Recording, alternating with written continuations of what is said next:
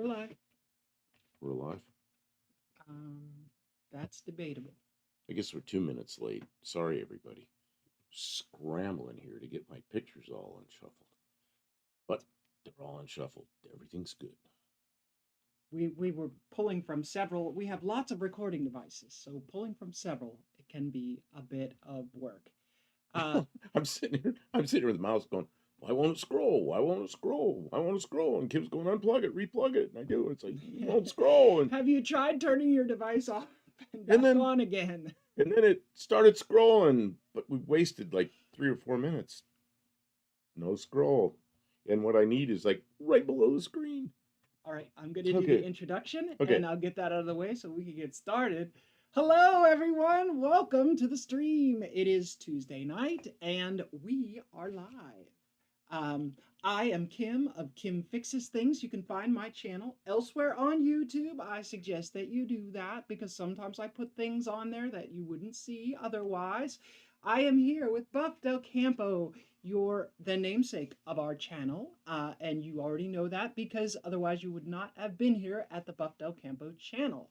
And on Tuesday nights, we live stream, which is different than our regular long form kind of YouTube content or shorts, where instead of just talking about us and what we're doing, we talk with you, the community, in our chat on our enormous living room screen, where we can see all of your words as they come through and respond and maybe discuss what's going on with you and your channel and your content creation journey and whatever you want to talk about. We try to acknowledge everyone as they enter and leave.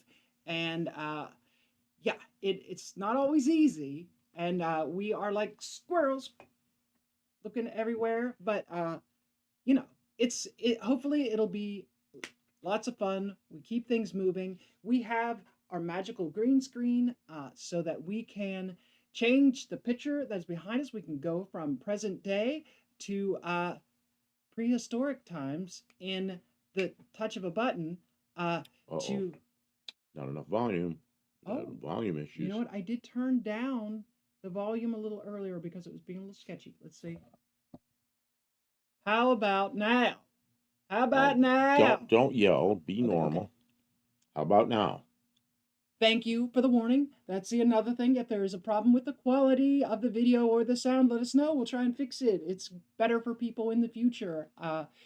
If you are here live, thank you so much for being able to show up. If you are here later, hey, welcome. Try and be here on Tuesday nights at 7 Central Time, and we'll be live.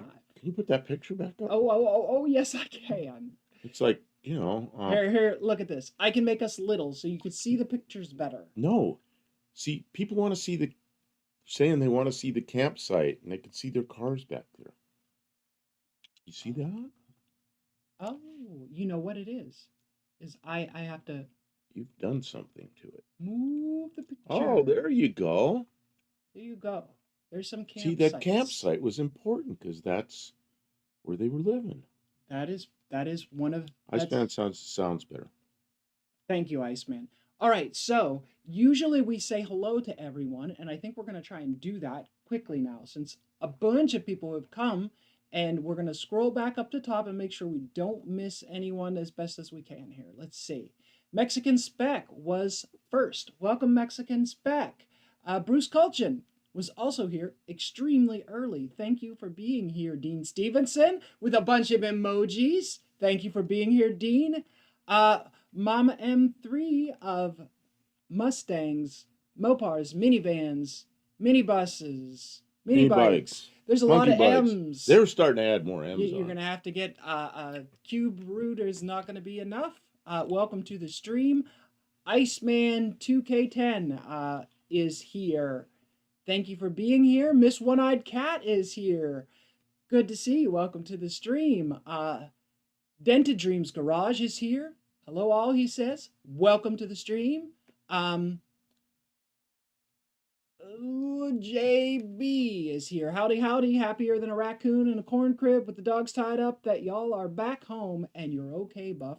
He's doing all right. Yeah, I got some soreness. The doctor said I was going to be sore, and he's right. You know what? We'll send you over Niagara Falls in a barrel, Yeah, and we'll see if you feel all that, right. that would be a gentle ride. One Eyed Cat is here. Welcome to the stream. Lester LeSabre is here. Good evening, Buff and Kim and friends. To you as well, Lester. Uh, Olive Drab is here. Hey, hey. Welcome, Olive. Um, Landom Custom and Classics. Howdy. Thank you for being here. Welcome to the stream. Did I say hi to Dented Dream Scars? I did. Okay. There's a lot going on in the chat early. Usually we ramp into it a Yeah, little bit. usually because slowly builds up. Today it went It's a boom. It's busy up. night. Y'all are here. Y'all are here. Mopars, Mustangs, minivans, monkey bikes, buses. That's a B. Minibuses, I guess. I don't know. You gotta get like a more M's, man. I was teasing him. They had come across the street from a restaurant to when we were leaving the hotel, and I was kidding him that they needed more M's, and he started listing them off. Yeah, I think he's heard that before. Um, do you have a seatbelt on? We have our seatbelts on right now in the studio because it has been that seatbelts. I didn't get a seatbelt. Well, I'm more valuable, so belt me in. Yeah, right. yeah, of course. I was belted in. Everything was fine. Oh, this isn't a seatbelt. What kind when I of when I belt am I when I got spun around backwards at 70 miles an hour and went into a cable barrier, man, it was like gravel and steel posts, and I could kind of see it out this side. I had my hands on the steering wheel. I just left them there, and the view was horrible. The ride was actually, I thought it was comfortable. I was just sitting there going for the ride. I wasn't really thinking about that. It's like, I'm a mechanic kind of guy. I'm imagining all this stuff breaking because I can hear it breaking. So eventually everything came to a stop. Then I couldn't get my doors open. Took the seatbelt off. Um, yeah, I'll go into how it started, but the I was into a cable barrier and I had three cables I was going backwards through the cable barrier. Kim was behind me, a ways back. She said I was airborne, went over the barrier, but one cable I didn't go over. So one cable ended up on the passenger side, which kept me going into the oncoming lanes. I mean, and the police officer there and the tow truck driver both told me they'd never seen anybody get over one of those. The cable barrier always stopped them, and I got through three of them. So actually, I think I went over three of them, but the top one I didn't go over, and it ended up catching me.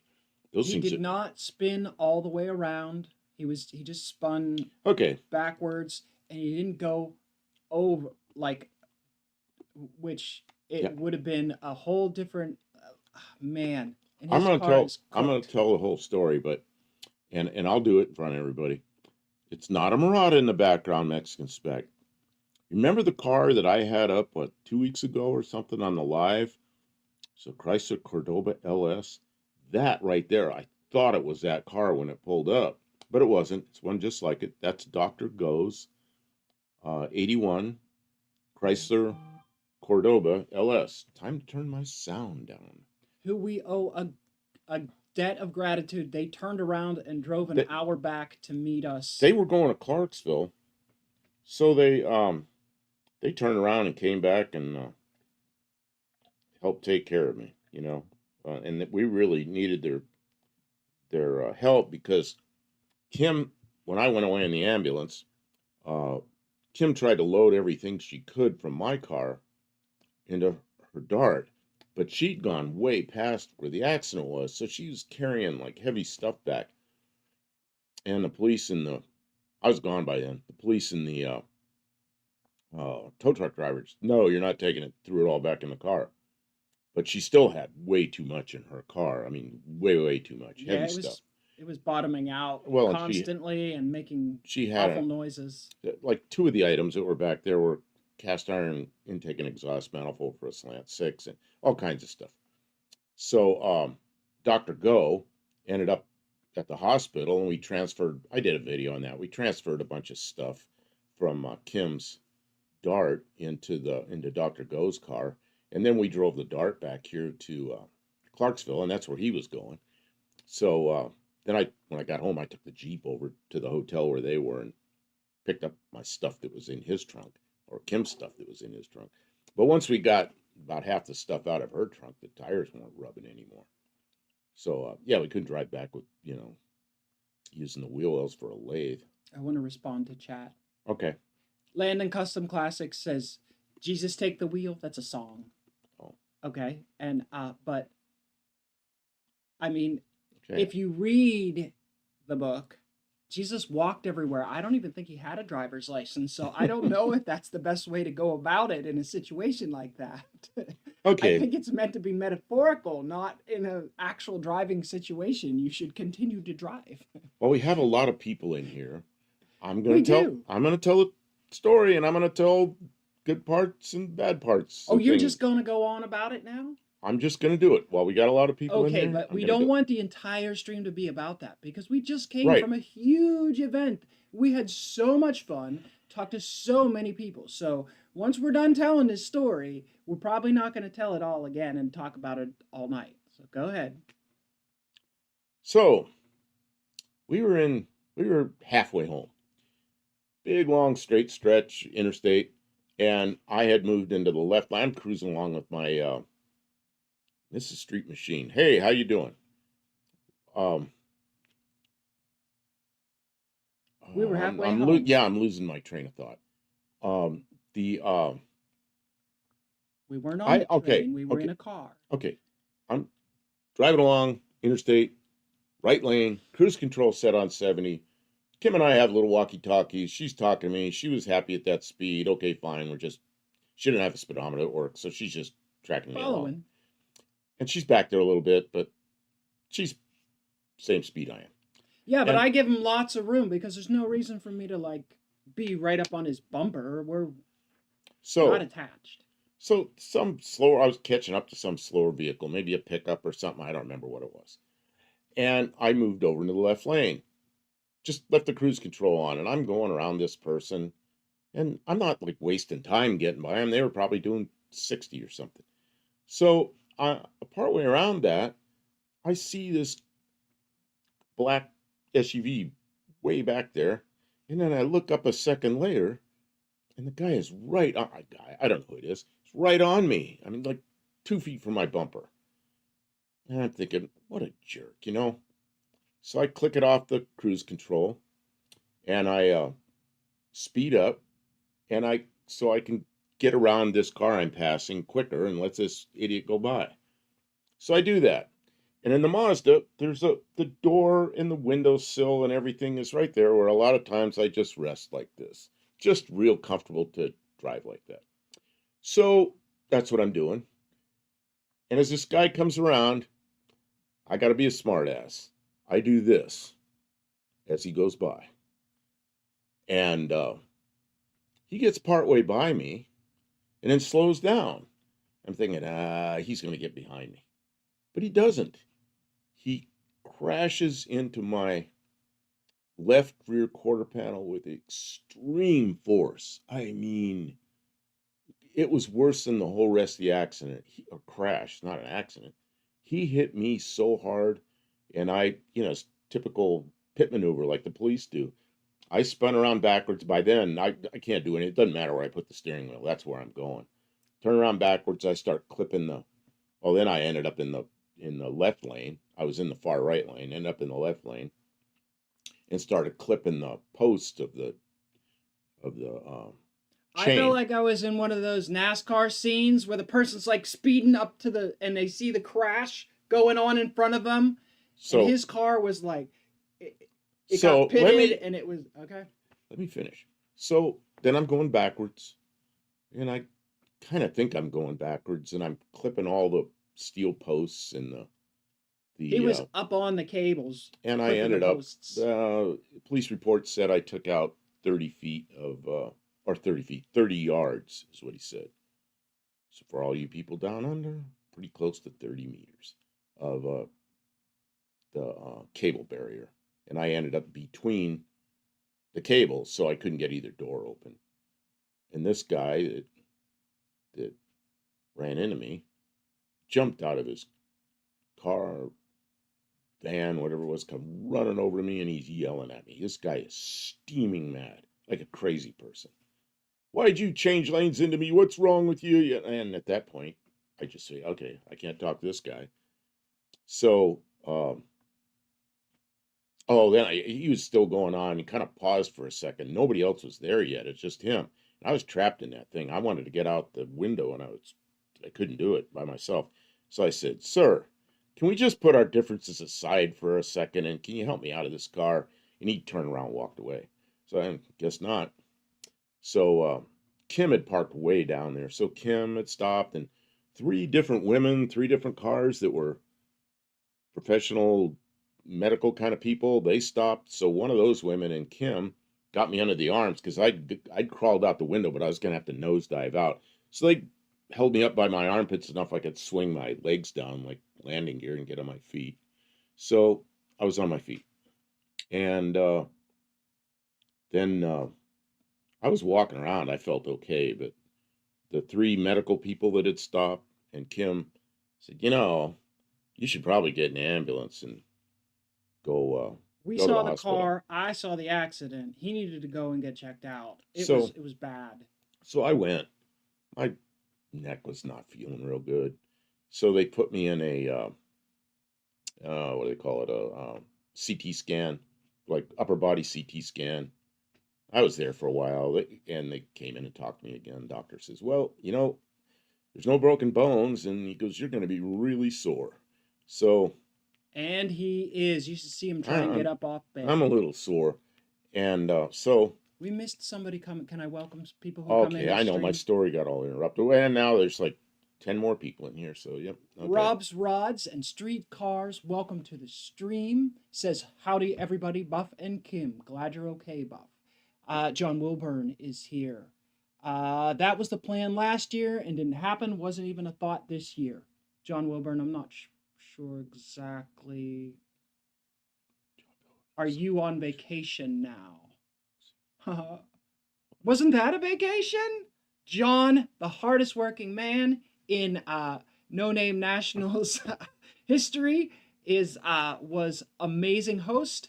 Thank you so much, John. I think everyone here knows who John Wilburn is. If you do not, you will definitely want to subscribe to John Wilburn's channel and tune in on Friday nights to get all the information about future No Name Nationals events and competitors and that type of thing. Thank you, John.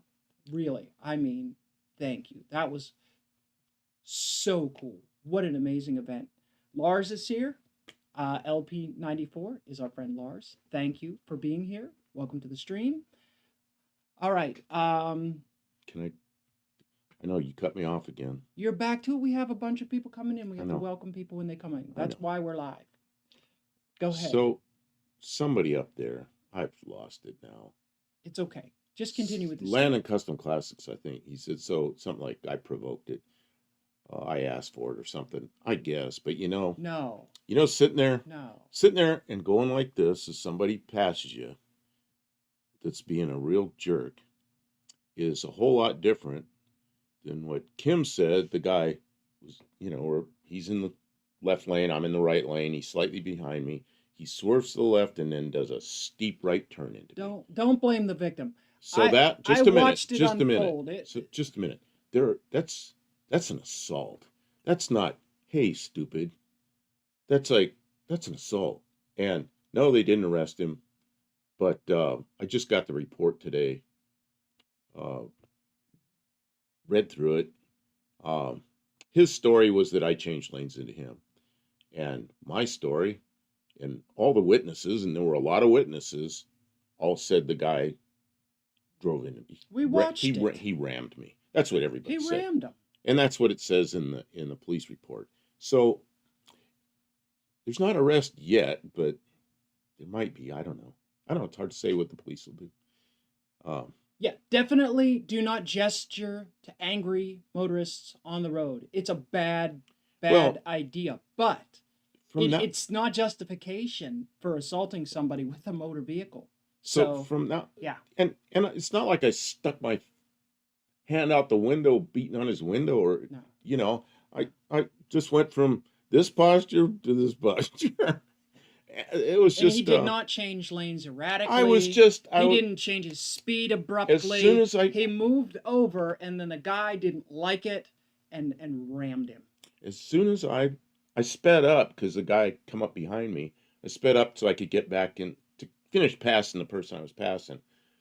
Got back into the right hand lane, and resumed my cruise control at 70, and which is what the speed limit was there. So I still don't think okay, anybody should provoke anybody because let me tell you, the the trouble that this has caused and the amount of just stress that this caused is not worth any, it's just not worth it. If you can avoid getting into any kind of altercation or accident on the road, avoid it at all costs. okay, That's just my thought on it. okay. Got a couple things real quick here. John Wilburn, did I get my hardware? Yes, I wrapped it up in a towel very carefully, put it in the back of the car. It was one of the things that Kim didn't get out of the car when I got sent to the hospital. He put it in his short when he Yesterday, picked it up. yesterday I went up to the back up there to Paducah, Kentucky, went to the tow yard, went in there, and that thing was just thrown into my trunk on its side. And I went, well, it's there, and I picked it up and looked at it. It's not hurt at all. I have it here. It's pretty cool. That was the whole reason I went back up there was for that. Oh my God. Why does my ex-wife call me during a You gotta hang it up, please. Yeah. No one spoke up and said that they had a dash cam, but we did have witnesses, and the police took report and took statements from witnesses who were on the scene. So, and we have the police report, so those kinds of things are in order. And we don't want to like belabor this story too much because really we want to talk about the event. We had such a great time and all the wonderful people. And so we don't want this to overshadow all of that. And this was just very what a thing, but it's not the thing. There's so much else going on in our world that we cannot let So this blanket everything. to get back to it, Yes. I sometime during the show, Mr. Have No Fear comes up to me and hands me this. It's a little baby potato. So he also rescued the potato from the salvage. I'll get to it. So he hands me this, and I'm standing there, and I go, what's this for? And he goes, potato, potato, potato, potato. I'm like, okay. So I put it in a little tray in the center console of my car. So when I got back up to the to the tow yard yesterday, I was able to get into the car. The windows opened. I got two of the doors open. And what's sitting there? Potato. I grabbed that. And I said, that's going to be on the live tomorrow.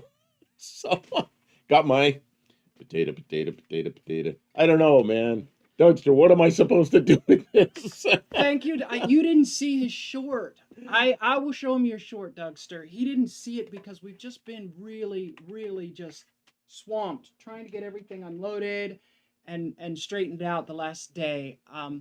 But Dougster was great. I'm sorry, we had to walk away from Dougster in the middle of a story because there was something else. We were trying to, somebody needed parts for a car and we were trying to help, and it's so hectic at an event like that. And I'm sorry that we did not get to spend more time with you, Dougster. Oh man, John, this award was so. If I knew that I was going to get something, I would have stuck around. She was whooped. She was hurting. My feet were worn out, and then it's just like, let's just go back to the hotel, get showers, get something to eat, and then that happened. I felt so bad I didn't stick around for the awards. I feel bad about that, but I gotta thank you. That's like the coolest thing that ever happened. Dougster Wolverine Garage, your potato has a name. It's Bud the Spud, and he has a theme song. He has a theme song. So, I heard the song. The only thing is I want to keep this like forever, but you can't keep potatoes forever. Well, we'll have to plant him, We'll and have then to he will do have some. brothers and sisters. We'll wait till little things start to grow out, and then and then we'll cut it and we'll put it in the ground and we'll grow a bunch of potatoes. Yeah, maybe that's what we'll do. Unity Motorsports Garage is here. Wow. Welcome to the stream. I'm sorry we didn't get to talk to you more this weekend. I knew that you would be there, and I don't even know if I don't even know if I got to shake your hand this year. But thank you for being here for the live. Welcome to the stream. Hey, it's not electrical potato. It's electrical banana. It's gonna be a sudden craze. Isn't that mellow yellow? Yeah, I know that song. But it's not potato. Really. It'd be mellow, whatever color this is. I'm sorry, I'm not responding to everybody. There's a lot of people in here talking.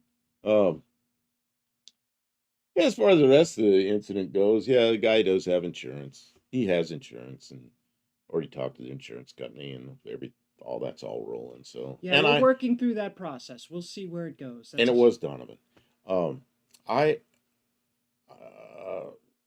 of course I have insurance and uninsured motorists and stuff. So I don't know. It looks to me like his insurance it's there.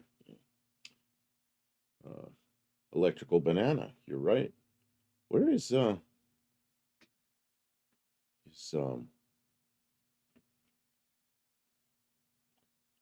lost my train of thought. 32 on his screen. That's what I'm showing. 32. That's pretty cool. The bicycle in the oops, you just covered it up. There's the bicycle. Who was riding that? That wasn't that she's in here as Mrs. Street Machine. No. Oh, who is it? Is that Clint's wife? Is that Clint's wife? I think it was. You thought Clint's wife was riding that bicycle. I didn't know she who was. I didn't know who was riding it. That was me with Clint. Okay, it was parked, and I thought that is like the coolest bike I ever saw. Took a picture of it. Nice bike.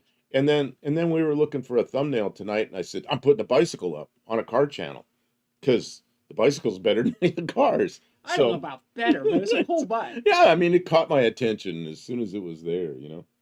Mrs. Clint. Turbo Tom is here. Welcome to the stream. We pitted right next to Turbo Tom all weekend. It was a pleasure spending time with you and having your classic Model T car right there in our midst. Love it. Danny Boyd said he saw this on the internet the other day. The inventor of autocorrect has died. The funnel will be held tomato. Oh, man. That poor guy. Oh, burns. I'm looking way back in that photo. Looks like One-Eyed Cat's car. It is One-Eyed Cat's car. Yeah, they were right in the pits with us. Yeah, they were behind us, and there was a guy next to us with a Datsun 260Z who he's a super nice guy, and we got to be pretty good friends. He got a tank of 93 from somewhere that was old, nasty fuel, and it clogged. He had like 3 fuel filters. All 3 of them were clogged with crap. So we drained it out. I had an empty 5-gallon gas can, filled it up, and then I stuck it in the floor of the front seat of my car. Just decided I was going to bring it home and find something to do with it. Then I have this violent crash, and everything finally stops. And I look over there, and that gas can's on its side, and I had tightened it all up and closed it. So I flipped it right side up again, and nothing leaked out of it. I thought, man, I just went through like the most violent crash I've ever been in ever, with 5 gallons of gas sitting next to me. None of it spilled. If that had gone off, I wouldn't have been able to get out of there. I couldn't get out without a lot of help. Yeah. So what else did I get? Okay, so I got a really cool trophy. I got a potato. And we have video of the awards ceremony. We expected to be able to watch it, and we have not had time even together. He had to go one place, and I had to go someplace different yesterday, and we haven't even had time to spend time together and talk since we've been home. And I got a pack of stickers. Some of them are on Kim's car. Some of them are in my bedroom, sitting on my bed. Big stack of stickers there. I got these here So everybody that gave us stickers, thank you very much. Next year, I promise I'll have stickers. I didn't have any We'll stickers. make stickers. I was a dummy. Well, I was a big dummy and didn't get any well, stickers. you know what? We were so busy trying to get our 500 subscribers, and then we got getting the car ready, and just man, does the days Okay, just whip by. if Crazy. Mrs. Street Machine wants a link put up to her channel or her whatever, I don't know what we're linking to. Oh, is she starting a new channel? She got a Oh, John's on it John's already. on already. I mean, I was going to get her permission first, but yeah, okay. If she's got a channel, she's already given permission. All right, y'all. If it's an email address, she hasn't. Kim, did you win any races? John Art, welcome to the stream. I did No. not even get to. There's a whole story behind that. There you Kim's go. going to tell that. I forgot that I need to tell that story. Oh, no, I had to tell the wreck first because the wreck was that crash was crazy. And then the next day afterwards was crazy because we had to run all over. She had things to do. I had things to do. And I had great distances to travel to do my things. And so last night, we didn't have time to talk. This is the first time we've had time to talk. Just now, Okay, Kim, did you win any races? So, car ran fantastic. We drove over there. About halfway there, a couple days before we realized that there was an issue with smoke. The car would smoke when it got hot. So I pressure washed the underside of the car like the day or 2 days before the event. And we put that oil catch can in, and we thought that that was where the oil was coming from. And little did we know that there was oil coming out of the motor. But I really looked it over. There was nothing coming out of the oil pan gasket. There was nothing coming out of the front seal. Well, the rear main seal was not happy. And the further we went, the more we realized that it took about a little more than 2 quarts of oil to get to Sykeston. And when we were in the pits, I looked the car over really good. We put it up on jack stands as high as I could get it. And I took the inspection cover off of the transmission for the clutch. And it was just loaded with very old road grime and heavy like stop leak kind of like gum. And we believe that was a major contributor to why probably the car got parked, was because the rear main seal was out. And as soon as you started the car and moved, like as you went, it sloshed oil out onto the back of the flywheel and just flung it up into the bell housing, and then it's dripping everywhere, out the sides of the bell housing, out the bottom. So we couldn't even tech the car. I wouldn't ask John Wilburn or Zeke or anyone to let me take that car on the track like that. It would be Deke. Deke, I'm sorry. I did that a lot of times recently. Well, you must have known somebody named Zeke. And we had, as we realized something was happening along the way, we stopped at Walmart. We got some like puppy pads to try. Depends. To try and wrap the. But once I got the inspection cover off, I was not convinced that there was anything we could do to keep the car from dripping. Now, that said, she was not banned from the track. They encouraged us to continue working on it and to get the leak at least like the pens under there so we could wire that in place. Mexican spec. So we were not banned from the track. Don't start rumors, Mexican spec. They were very accommodating. They were happy to try and work with us, but we got there on a Wednesday afternoon. We spent all day Thursday at the track, and she spent the whole day under the car, and she was just greasy, grimy mess. And it was hot. And she works about 2 or 3 hours, and she's beat. Well, she worked all day in that, and it was hot and humid, and she was miserable. And we got back to the hotel.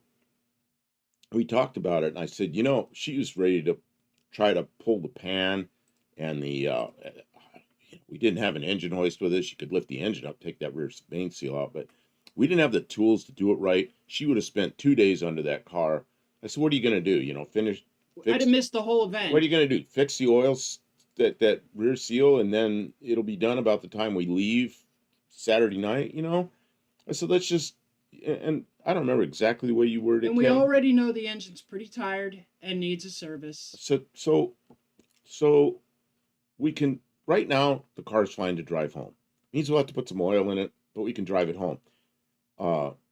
And Kim says, yeah, there's a different standard for driving home than there is for going out on a drag strip. Different. It's just a different expectation. I said, that's right. And she goes, we're not taking it out there because that will, we're just not going to do that to the track. So instead, we did not have to worry about staging the car at all. So instead, we got to take videos and pictures and talk to all the most amazing people in our community who were able to make it to the track. And that is a good time. You don't have to have a car at No Name Nationals to have a really great time.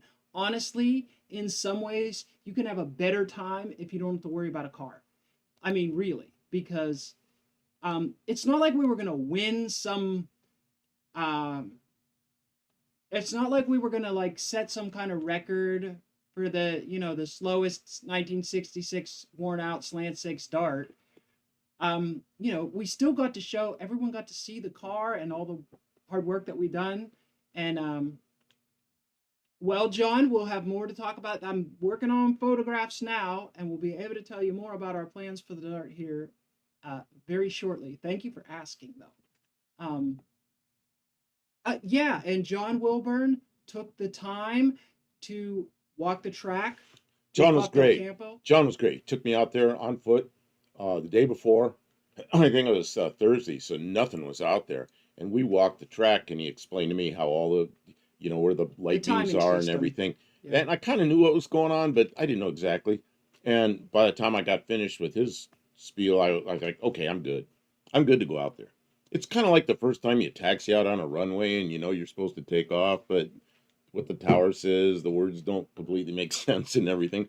And once you do it once, you're good. Well, John took me through it once, so that was. So what was your other first at a track for the weekend? There was another first. It involved this car that's in front of us.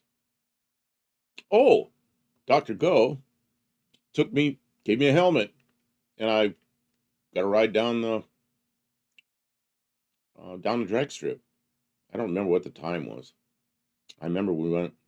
Didn't matter. It was his first ride. Yeah, I got on it a timed drag run. I got it on video, and I put it up. So it's a short that I put up. So it was pretty interesting. Oh, Buick Smith is 2 subs from 500. Well, let's get him there. I bet within 2 minutes he'll be over 500. Well, he needs 2 Thanks subs. to everyone. We love to support other people in our community who are putting in the work. Are you subbed? I'm sure I am, yeah. I know I am. Okay. So, John, are you going to do a stream race? You need to start a stream and get him over the 500. Yeah, John, start a stream and get him in there so you can get him over the 500. Too late. He's already at 500 now, but thank you for being here with it. Congratulations, Buick Smith, on your 500 subscribers. Yeah, and riding a 427 Thunderbird. Is there a second seat in that? I don't think so. There might be. That is a fast car. I mean, that thing is up. He's at 501. See? Congratulations. And John was here contributing. John was here. John is the one that brought it up, I think, isn't he? Yeah, he way to go, John. John always, John helped me a lot because he was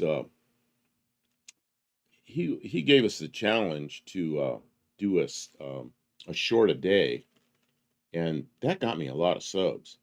And then he did his thing he usually does, had me on live and got it over 500. That was pretty cool. And then I kept doing the one short a day, and I'm not quite to 1600, but I'm at like 1580 something, 1590 something like that. So yeah, I mean, that John helped me a lot. and a lot of it was just challenging me to get off my dead ass and start putting up more content, you know. Adam Culbertson says, I just subbed to Buick Smith. Welcome to the stream, Adam. I don't think I welcomed you earlier. I've been trying to keep up with everybody. Did I I miss don't know. It anybody? was rolling along pretty good. It's been a I know really I busy night. I know because I had a big old story to tell, and you had a story to tell, and then we And there's more. It is a big week for us as far as talking about things and stuff happening and lots of photographs that we could show. I feel like uh we're gonna be like those people who go on vacation and then they make all their friends watch their slideshow, right? Bob Burns says those shorts are fun, Buff. Okay, promise. I did like 2 or 3 days of crash recreation, and we're done with that. I'm back to the tools. I told Kim today we're going up the shop. We'll do it after live, I guess. We'll go up there and we'll do a couple of. We'll We get might some. have some sticker up application shorts. We Oh tried to yeah, take oh yeah. shorts with But people when we put stickers on the Dart. but you can do those. Um, Okay. so oh, Mexican Spec says I've greeted everybody on your behalf. Oh, thank you so much, Mexican Spec. I appreciate it. You know, I am without a primary driver now. I've got the Valiant, which is, I mean, it runs, but we put all the crappy tires on it, put the good tires on her car to drive to No Name Nationals, and half the front end's rebuilt, so it still needs a little. So I really don't have a car to drive every day. I've got the Jeep, but I really want that's Kim's daily driver, you know. So you know where I was, Mexican Spec, last night or early this morning. I looked at every car you so I don't know if they're gonna pay me anything. I don't know if they'll pay me a couple of $1,000s for my car or 10 or more. I have no idea. But I was in there looking at your cars anyway. Um, so yeah, Miss that's One-Eyed that's Cat says, if I need a car, that's the first place I'm going. Miss One-Eyed Cat says, and thank you again, Kim, uh, with my tent. Yeah, because I helped when they were setting up the tent. She actually had on her phone there like a tutorial how to wrap up the tent because it's one of those ones that's like Euro round with the flexi things in it. It's not like one of your standard tent stick. And like honestly, the procedure for wrapping it up so that it's small, it's like have you ever seen those persons? They have like a light on a string and they spin it around and they do things and then they like do a cartwheel and stuff like that. It's kind of like that to get the tent put away, but it wasn't so bad. But it was a little bit baffling and we made it. Um, Junkyard D is here. Welcome to the And I stream. met Jet Cardi. I think I met Jet. I'm sure I met Jet. John Hart, it is going to take me a week to put together the long No Name Nationals video. And I'm sorry, I had hoped that I would be able to get it all. But after the heat and the sun and the working on the car and talking to everyone, at the end of the day, I had no time. So, like, I we're was just just getting. when Buff referred to his Mazda, I hadn't pictured one that nice. That car wasn't nice at all. There is not one straight panel on that car. I guarantee it. It Oh, the was trunk opened, so maybe it's straight. it was a hell of a good car. There Well, I was a bought it. lot of value I in bought that it new. car. I bought it new and And he maintained maintained it it well. very well. There was some body scratches and stuff like that. But that was a Uh, heck of a good car and Something it's else I saw up here. sucks. Uh, Neurology tests, Buick's neurology tests were inconclusive last week. Stupid schizophrenia. Now they think I have something called TGA. Isn't that like? Oh no, that's GTA, Grand Theft Auto. Um, let's see what else. I just thought something else. Yeah, when you sue the other driver, yeah, I don't know what the heck he has. You know, he may have nothing. Don't know. He has insurance. I know that We'll much. see. We'll keep Yeah, you I'm gonna. informed as we move forward, but I it's speculation. some of this I just have to not talk about it. I'll probably end up having to get an attorney if things don't go well, and then then I just got to shut up about it until it's all settled. There's something here, Kim. Can you? Buick I Smith, I wanted to say know I something about I missed hope something. that you get some conclusive diagnosis on whatever condition you're struggling with. It's it stinks when that you can't get a diagnosis. So I hope they figure something out for you. It's easier to move forward when you know what's going on. What else? I saw something else, and Okay. Made me I'll be think of back in a something. sec. I gotta get Well, this I out of my gotta. face. You just left. Too many layers. I needed you to. I needed you to scroll, and she just the the woman with the mouse that scrolls. Oh, I don't know. Too many layers of confusion. You need me to scroll back? I don't know. I don't know what you're doing. I know you were doing like I don't know if it'll be a we're good so video, busy. Tim. We're but so busy because she and I haven't really had time because of everything that happened. She and I haven't even had time to sort out what we're doing. Just I don't know. Oh, I know what it was. I know what it is. Okay.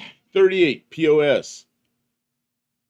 He lent me 2 round side marker lights, like from 68 Chrysler products, and there's a front and a rear, and that's for me to draw and have them maybe manufactured. And he lent them to me. Well, then I have this huge wreck, a just crazy violent accident, not accident, crash. It was an on purpose.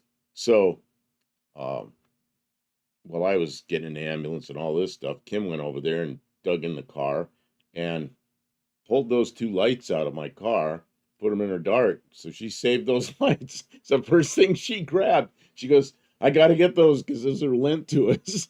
I really had to thank her for that. I don't know exactly where they are now. They're in your car, I guess. I don't know. You told me you grabbed them. You know So what? you I got them. think they went from my car to Dr. Go to in the Jeep maybe at the moment. So But we have them, absolutely. everything ended up in Dr. Go's trunk because he came to the hospital and we couldn't drive Kim's car with all the stuff in the trunk. Yeah, it was So overfilled. so I need some helper springs. then we got to Clarksville. Dr. Go was staying, and his wife, they're staying in a hotel. So I got the Jeep and drove up there. We unloaded all the stuff out of his trunk that was ours into the Jeep, and I drove it back. Then yesterday, I drove the Jeep back up to Paducah, Kentucky, and emptied my car out, which is floor jack stands, tools, jumper cables, an award. And so that Jeep is full of stuff. So we got to back it up there and to the shop and start unloading the tools and the jack and everything. One other thing, Kim says they took the jack and they took all this stuff. The tow company, you guys are gonna probably steal that stuff. I was worried. So you know what? I said, you're from a big city, I said, I don't know. I used to drive tow truck. We never stole anything out of anybody's impounded cars. So I got up there. I had to sign in, very controlled place, who gets in that yard, who doesn't. You have to have uh, proof of ownership of the car. They let you in there. They kind of keep an eye on you. And everything of mine was in my car. They took good care of it. I mean, it was really wrecked. The guy tried to roll the windows up. They wouldn't all go up. Uh, the car wouldn't shut off, and they finally got it to shut off. The reason the car wouldn't shut off is because the lower control arm on the right side was fractured and ripped the axle out of the transaxle, and then it wouldn't go into park. The transmission didn't know it was in park, so it wouldn't allow you to shut it off. So it was still running when they towed it in, and they managed to shut it off somehow. So Andy, who's leaving? Andy. Let's see here, Andy. I missed that. I'm sorry, I'm rattling on about this stuff. I just want to say, have faith in your tow truck drivers. I was impressed. The people in Paducah were better than I would. I just in the past when a car went to the tow yard, you didn't get nowhere near it. You weren't getting your stuff unless you forked over all the money for everything. So they took good care of us, and I'm really grateful. I thought the cop was just lying to my face when he was like, "Well, you can just go over there tomorrow and get your stuff." I'm like, "Yeah, right." Two hacks. And two Jeff, hacks. welcome to the stream. I won a Ford 4100 carburetor from him. He brought it to No Name Nationals. He handed it to me here it is, along with some other carburetors and some other pieces and parts, and he just gave it to me. And it has survived? It made it through the accident? So the award was the Cinderella Award, which I didn't really understand what that was. I had to get online and figure it out. It was, Kim can explain it better than I can. It's because he went to No Name. He did good in the race to 500.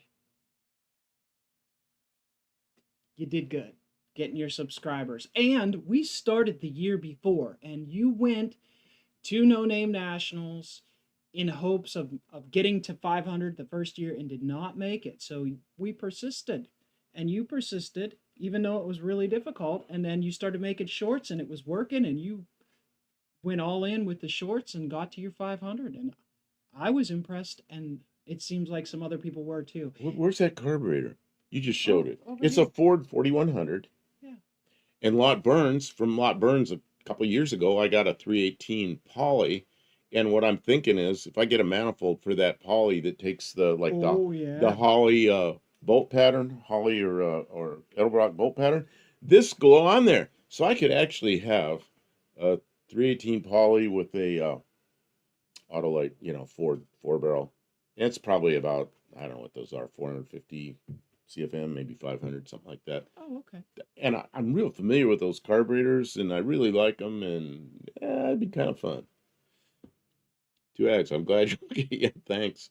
Uh, man, I was watching you guys a lot, and I don't know what happened. I want you to tell the story. What happened on that first run with like 3 or 4 wheelies, and somebody told me your throttle stuck open on that dragster, and I think I got that on video. I think. Um, I have and, it on video, and but you it's got it on on video, and then it's on that camera, and I and couldn't pull it off right and then now. no, that's okay. And then Junk Car Willie got it on video, I think. Yeah, Dallas T-Bird something. Well, last year he had the fastest time in the T-Bird. This year he got beat, but that's because there are other people out there with similar. They had more 28-10-5 cars out there this time, and it made for a good show. Those cars, they're all fast, and it's really fun watching them. The crash, it's different, Kim. They know the insurance company. Oh yeah, that they wouldn't let me in until I had proof of insurance and uh, copy my driver's license for ID and a registration that showed that I owned the car. Then they let me in. They were good guys, though. I mean, they weren't assholes about it. I mean, they got They to were make good money guys. too. They were good They had to guys. take special equipment there because it was wrapped in the Oh, cables, and they had to bring special equipment to pull the cables away to get it they out because they're not allowed to cut those cables, and like they're like 1 1/4 inch cables on the highway there. So, and it was in the median. Yeah, it was a big task on a Sunday night for them to recover the car. So they deserve to get paid. Iceman asked what our favorite cars were. Said oh man, Shane's was cool. I know my favorite run that I what watched. did I vote? I don't know how that went. Who got the I don't know. favorite car on the I don't know. We'll have to somebody will ask. tell us. But See, Shane, I know who I Shane's voted Cookie for. Monster was wild. He had the coolest run. We saw him launched, and he was losing traction, and he Oh, got that out was of it, and then got back in it, and then got out of it, and got back in it, and took the win light. It was amazing stuff. It was really, really cool. Like I was like, and I don't get too excited. You go to enough drag races, you see a bunch of drag cars, and there was so many really cool cars, but that was the most exciting run of the weekend for okay. me. 2X. The wheelie bar was not on the right setting. My fault. Then Jimmy's foot. Oh, Jimmy was driving. I knew it wasn't you, but I didn't know who was driving it. Then Jimmy's foot kept hitting Oh, the he was hitting it. trans brake solenoid when he was getting slammed around. Oh, that would do it. That was a crazy looking run, man. But you know, he lived through it and he managed to get straightened out down the end of the track. It was just a crazy looking run. Uh, I saw that video from Jumping Jack Flash driver's view. Wow, I didn't see Yeah, that. go to Two Hacks channel and you can see the view of that dragster was bad stuff. And once they get it sorted, it is going to be incredible. But they were still, being very gentle on it. Shane's car is super clean, put together really nicely. Yep. Wow. And he's done that. Wow, what a nice car. He's been doing that for that car. He's had it for almost 30 years, I think. And it's been an ongoing excuse me, it's been an ongoing project. And that thing, it's the first time I've seen it in person. It's like, yeah, it's a piece of artwork. It's pretty nice. Well, and so is uh so was Dallas's T-Bird, and then there was a what was it, a Vega that was there that had like a funny car chassis, and um, it was fast, and that was quite a car. I mean, and then whoever had that Oldsmobile, uh, that mid-size Oldsmobile, that thing was fast, and that, in fact, I think he beat Dallas in that thing. It was a lot faster than I thought it was going to be. I don't remember who that is. Don't remember who that was. That's the record. I don't like the name JJF. Makes me think of Goldberg. I don't want to think of Goldberg. Can't imagine what it looks like in person. Looks amazing in video. It is. It's amazing car. Okay, somebody. Oh, somebody's texting me. Um, I just got to see who it is because it might be something important. Guys, I Oh, want to thank everyone for being here. We're having a great time. I'm sorry if we're persisting on any one topic too much. And there's a bunch of stuff that I want to get to, and like the time is just flying by. But it's great having everybody here tonight. And Kim, you know what? Seeing Shane's car, it really makes me see what my car could kind of be, like with some more, with like 10 more years of work. And that's exciting to me because the Cookie Monster looks really, really great, and my car, I feel a little bit like, oh, but when he's had 10 years to work on it, like, well, yeah, yeah, it takes a little time to get there, you know. The other thing is, 8 people ducked out without saying goodbye. Well, yeah, it's hard. I'm, I, you know what I else saw happens? people leave, and I didn't get to say it because we're trying to talk, and at the same time, You know what else happens as people like change windows? It looks like they left when they're still listening, and then they pop back. And it took me a while to figure out that happens. They're really listening, and they're looking at another window or another tab. Iceman, not everyone made it down the track without blowing stuff up, but there was very little downtime at the track. Most of the failures happened kind of at the deep end of the track, and there was no heavy oil downs. There was no There like was critical accidents. I don't It remember was who it very was. good. It's a 60 something Valiant 4-door that made a run. I'm gonna start sneezing. Can I get a paper? No. Excuse me. Uh, yeah, I'm sorry. And as that Valiant got to the end of the track, smoke started pouring out of it, and they went, "Uh-oh!" And somebody said, "I think it's coming from one of the tires, but not sure." Well, that car came back. Well, everybody went up there to look. All the track people. Oh, Junkyard D. Excuse me. My Valiant is hurt. Only got Okay, three yeah, it was passes. Junkyard D. Okay, so something happened to it. It came back on a hook, and then I saw it later jacked up with the back tires off of it, and I thought, okay, it was something in the rear end, not an engine flying apart. So, uh, yeah, Junkyard D, KJ Kylie, hello, Junkyard D. Maybe you can tell the story of, or tell us at least what happened uh, to the to your Valiant. Tommy Hanlon is here. Welcome to the stream, Tommy. Wow, we got Good evening from people from all over the Dublin. world. We did survive. Not fully unscathed, but I mean, we were home. Right, riding through that extreme crash, never once I was really aware of what was going on. Never once did I even think I was going to get hurt. And I guess I got bashed around and got kind of stiff afterwards. But seat has what do they call them? Bolsters. I had my seatbelt on. Never once did I top out in the seatbelt. It was just a what do you call it? Like the old people know at Disneyland, an e-ticket ride. It was it was an e-ticket ride. It was crazy. Olive, we're gonna have to do something with the rear suspension in the Dart because it bottoms out when you put luggage in the trunk or more than 2 people in the car. So Okay, But it's the original factory springs, so that's to be expected, and we'll see what we can do in the next year here. we have a set of springs up there that I think are off. I'm sure they're not off a bottom line slant six car. They might be the right length. They probably are.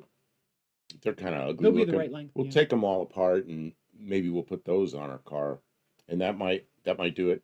Air shocks puts the load on the shock mounts, which is not the best thing. And I had a Duster for a while. I had air shocks on it. That thing handled terrible because the back end was like bang, bang, bang, bang around like this, and I had them down. There's a minimum pressure, and even with the minimum pressure, that thing was handled terrible. So I kind of don't want to do that. I just break off too easy on newer cars. They don't roll after a crash. And didn't get a whiplash. You know, headrest there, and I was going backwards, 70 miles an hour backwards, hitting stuff. So I really don't remember getting bashed around in that car at all. The doctor was really worried that I hit my head on the ceiling, which I didn't. And I had seatbelt on, but I never topped out in the seatbelt. I've done that in airplanes. You know, I was in an airplane one time with a extremely hard landing and cleaned the gear off the airplane. It was basically a light duty crash. And I got banged around a lot more than I did in this. Or I got banged around a lot more in this than I did in that, but I was still fine. Mexican Spec, Scott from Heaven's Mopars was at the event. We sat at him at what's the name of the restaurant? Oh, Lambert. Lambert. We sat with Scott. He was at the Scott far was end, at the other end of the and table. he We were was on a big table. He was at the other end of the table. It's like 5 or 6 across. So we were on this end, he was on that end. But yeah, we saw. he was there representing as the originator of the Stone Soup project, which went really well this year. I actually really enjoyed the way that I followed their progress, and I think that was a really cool idea. And he seemed proud of his contribution, and I think he should be. And what's the name of the man who got Stone Soup? He makes the diecast I customs don't know his name. dream. I'm sorry, but anyways, if you haven't seen anything about the Stone Soup project, search for the Stone Soup. Uh, is it a Dodge Dart Lancer? It's a Dodge. Oh It's a man, '62 Dodge Lancer. It and is it's a road toad body, but yeah. so that was like one of those projects where they pass it from one YouTuber to another, and each one does a little bit. And the Dart did make the trip mechanically okay, but it is tired and the rear main seal is out of it. The bottom side of the car is covered in oil, and we just kept pouring it in so we could make the trip. It really was only about 5 quarts of oil, maybe 6, to get there and back, but that's way too much to take it down a track. You missed one I want to take. Tommy Hanlon says, is it leaf or coil springs? Okay, he's in Ireland. He's probably not accustomed to the A-body Chryslers. A-body Chryslers are all leaf springs, and they're kind of a strange leaf compared to anybody else because the axle mounts way forward on the leaf, so it kind of acts like a traction bar in a way. So the front part of the leaf, it kind of pivots, and the back part of the leaf is where most of the spring is. It's really good for drag racing. So, I'd want to leave that because of what it is. And I think we have a set there that's stronger, or And we'll set it up a little bit higher, but you we'll can see what use happens. coil over or air shocks. You got to understand the car wasn't designed to support a ton of weight on those mounts. Those are for suspension travel, like dampening, not for load bearing. So yes, you can, but it's not really the proper way to do it.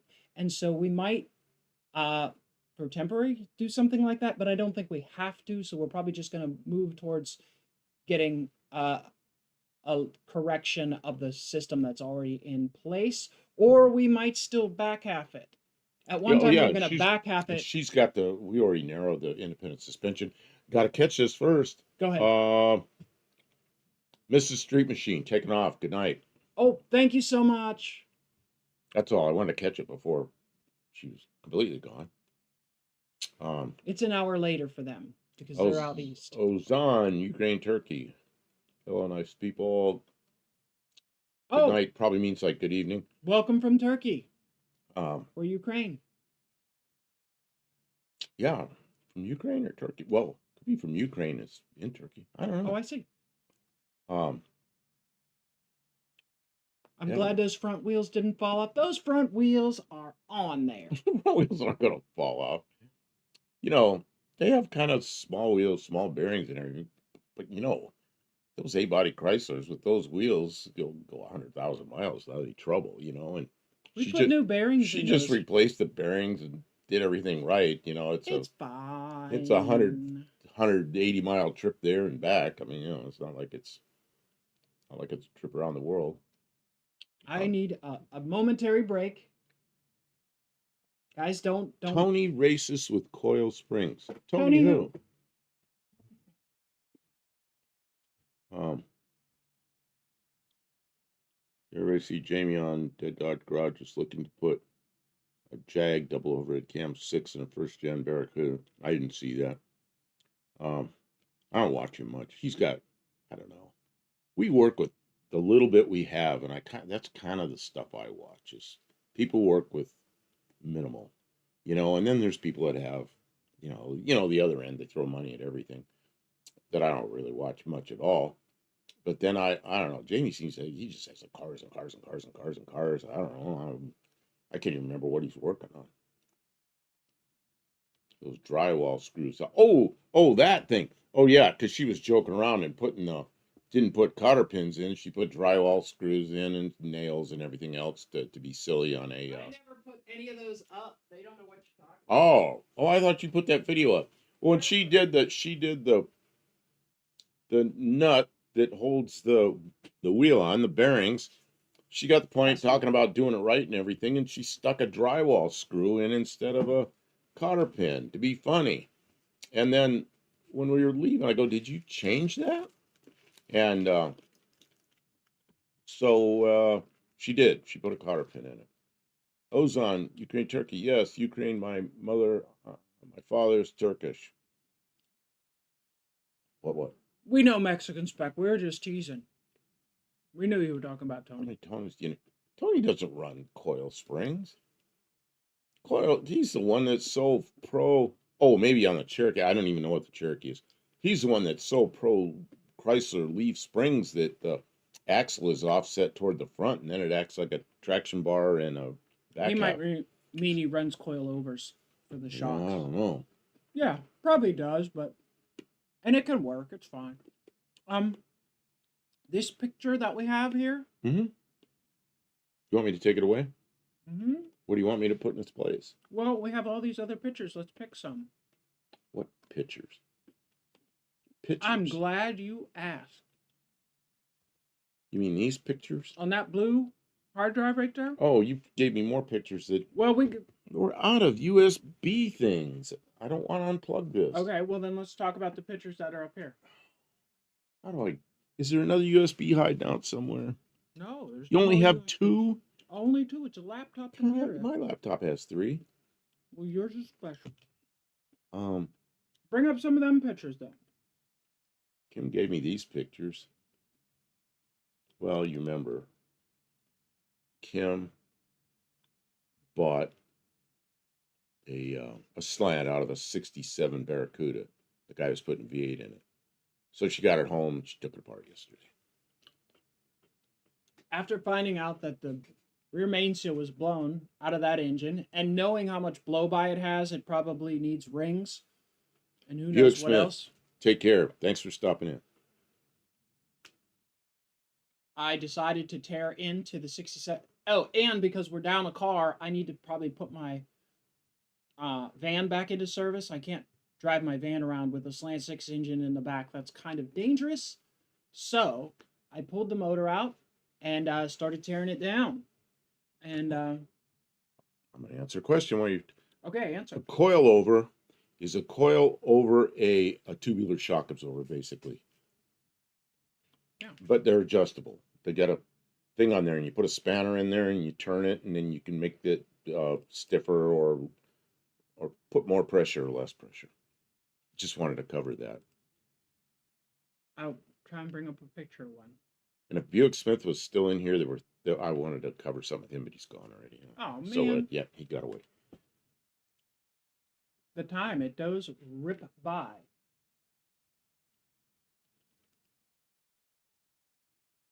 Well, what are you gonna do? Put coil over? Yeah. Oh yeah, she's gonna bring up pictures of a coil over.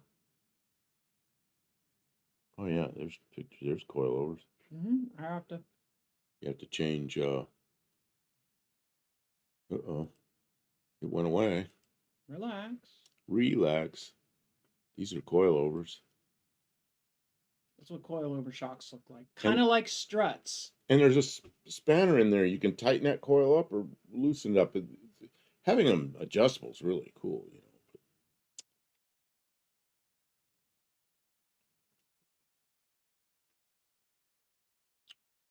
Mopar Joe was there, and he was fast.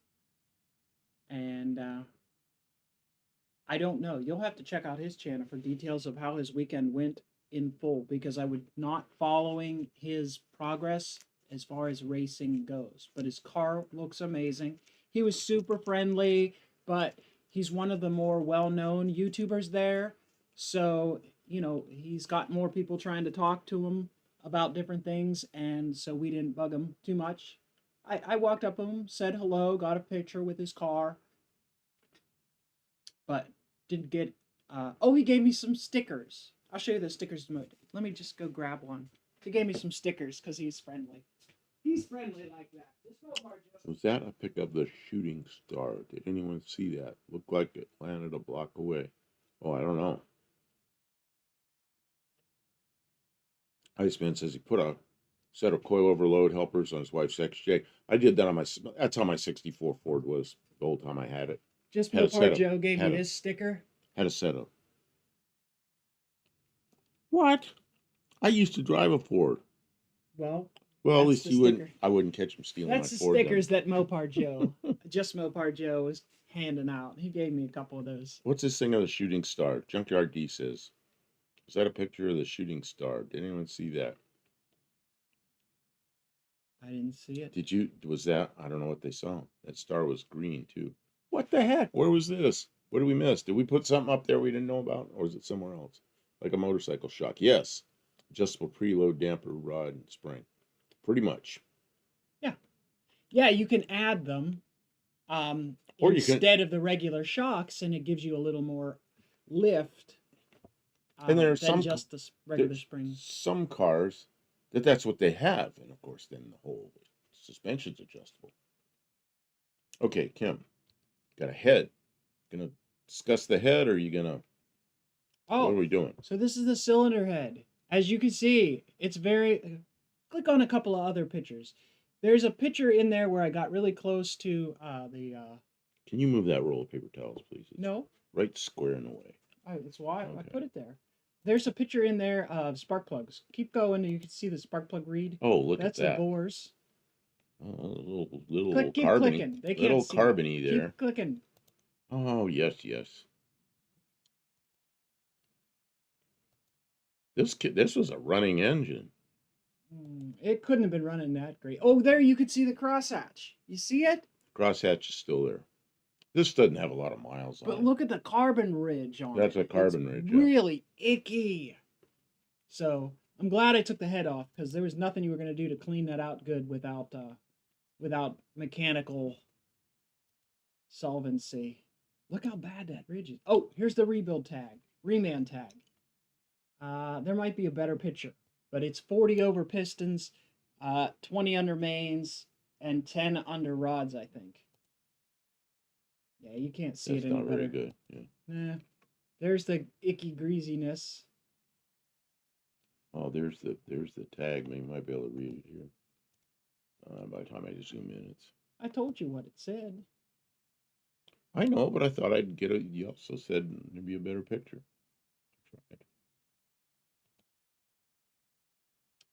That's just the freeze plug in the rear you can see is newer. And that's just how icky it looks down on the low end. That's going to take some oven cleaner and a pressure washer. It's going to require that, yeah.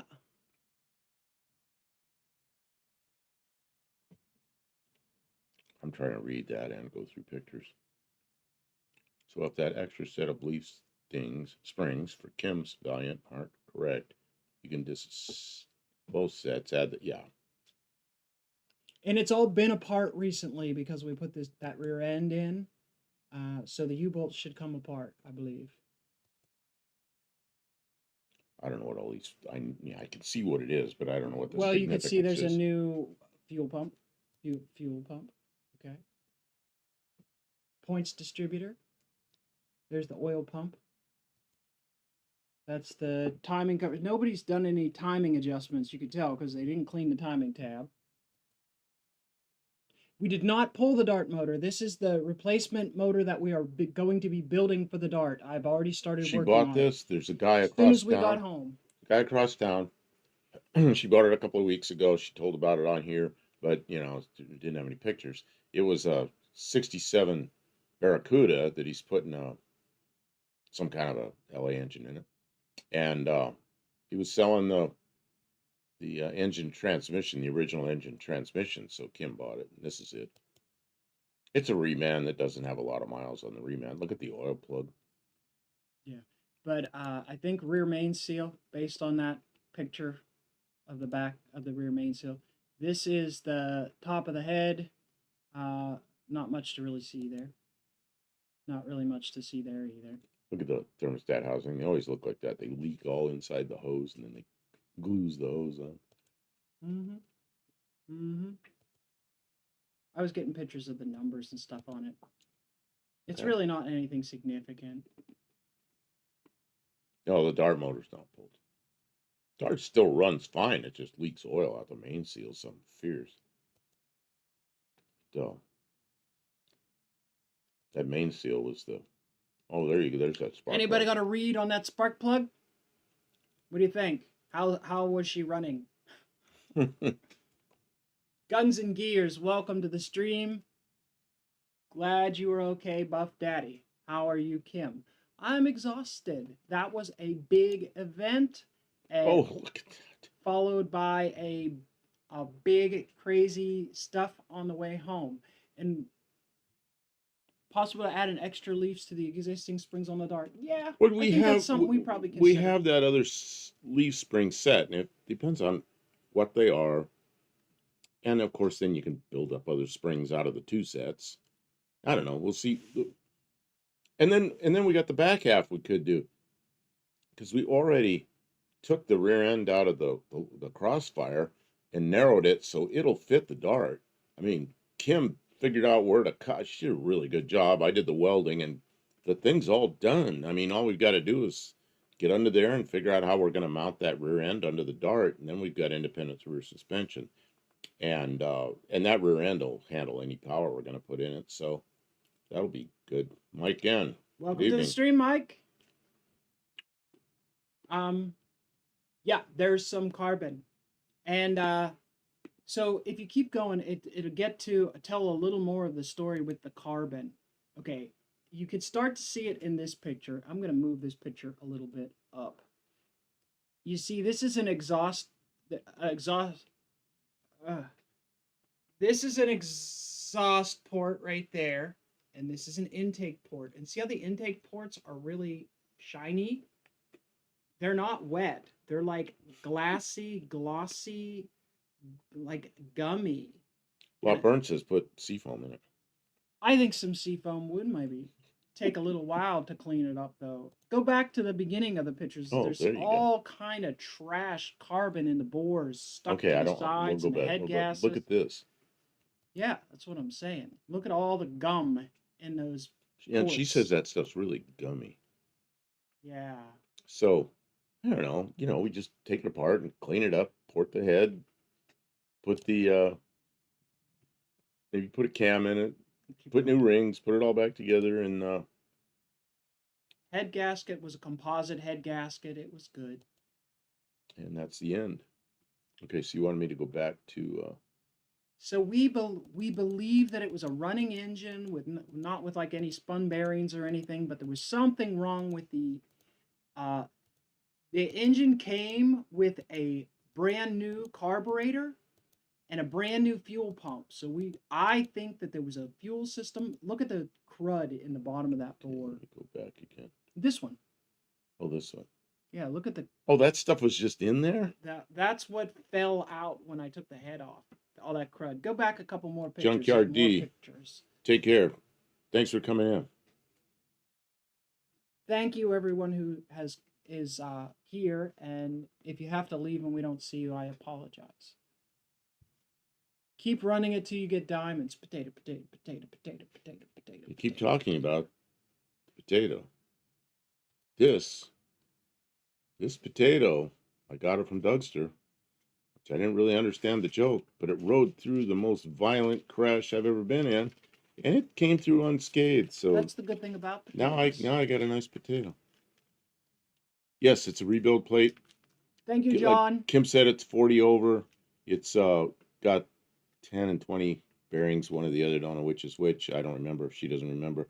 And it's you can still see the crosshatch in it, and that ridge is just carbon. I don't think it's a real ring ridge because you can still see all the crosshatches. Yeah, So, I mean, I could feel it with my finger, and if I rub that ridge off, it's just carbon. There's no wear in the metal, so it's going to be a good motor. We might have to pull the pistons out we and will free pull up the the top rings. We will We're pull go- the pistons. Well, we're gonna see. I'm, I have a I'm feeling the gonna top talk. rings are I'm gonna. gummed up with whatever that junk is, and I gotta guess like somebody poured sugar in the tank or something. I'm 'Cause gonna it's talk her really into goobed up. putting a new set of cast iron rings in it, and then we'll run a hone through it, and it'll be really good. That's it. So 40 over would make the CID what? I don't have my computer. 225. I don't buy into that. Well, Do you it drink does. a lot more power? Well, I don't know about power. It makes the cubes higher. I have a spreadsheet on my other computer in another room, and it's got all that, and I can't do it. Somebody do the math and let us know. I can't do it off the top of my head. But we don't believe it's going to need any machine work. Didn't have any head gasket problems. It wasn't leaking excessively or anything like that. But we did not hear it run, but it was a local guy, and he had the motor 318 from a Dart out of the Dart, go ready to go into this other car, and that was the whole reason that the slant came out, is because he was updating the other car he was changing out the whole drive line. So yeah, the guy had a 67 Barracuda, wanted a V8 in it. That's how we got this. yeah, I mean, what happens when you try and burn sugar in an engine? What is Dean Stevenson saying? A millimeter bigger in each cylinder. No, before that. He's got some kind of graphic. I don't know. I can't decipher that yet. Dean says sometimes Dean says things that I can't understand, and I just move on. But let us know who knows the math. What I need to do. That's what I think. It looks like somebody put ran some kind of garbage, and that explains they did all kinds of fuel systems stuff. Oh, there he is. I can't do it. I can't bring him up that high. Maybe I can. There's the guy. I'll bring him over. I can't bring him over there. I'll get us out of the way. Get us out of the way. Oh. Grab the wrong part. Okay, now we can put it over there. There's Dean Stevenson. And Dean Stevenson says, "Ringle something." Was that Dino ring? Or is that a Bronto? Or is that a pan full? It looks like a plate full of carbon. Oh, we stumped the chat. They got quiet suddenly. Dean Stevenson stumped the chat. Okay, we'll get him out of there. Goodbye. Oh man. So, what about the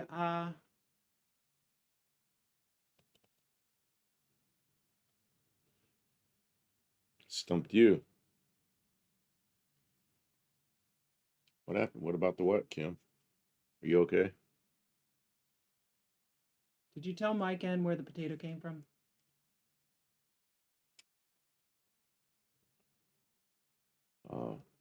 Dougster, Wolverine Garage, Dougster, walks up to me at No Name Nationals and hands me this little potato. So I look at it. It's like, okay, what's this for? And he goes, potato, potato, potato, potato, potato. I guess that's how an engine sounds. I don't know. So I have a potato. Then on the way home, I got in this tremendous, violent crash, and I went to get the stuff out of my car yesterday because it's in a tow yard, in a storage yard. First thing I see is my potato, so I reached in there and grabbed it. Still got my potato. And if you go to Dougster Wolverine Garage channel and look through his shorts, he does have a short that explains the potato. It has a theme song and the whole thing. And Oh, it's okay. very good humored. So you will like that. So something here we talked about very little bit is 38 POS says sugar does not dissolve in gas. It just, I think he means plugs filters. And we were talking about that, and I said, I have seen people put sugar in gas and try to mess somebody up. And I said, the only thing I've ever seen it mess up is filters. I've never seen it mess an engine up. But I suppose if you didn't have any filters, it could get that far. But I don't know. Yeah, I'd have to get through the, Doesn't I don't ethanol know. gas, wouldn't that dissolve sugar? I don't have any idea. Lotburn says that. I got sunburned. You know what? Two things happen. When I'm sitting here and the light isn't quite right, my neck looks really red, and it's always like that. And I hate it. This is I look like a chicken. But the back of my neck is red.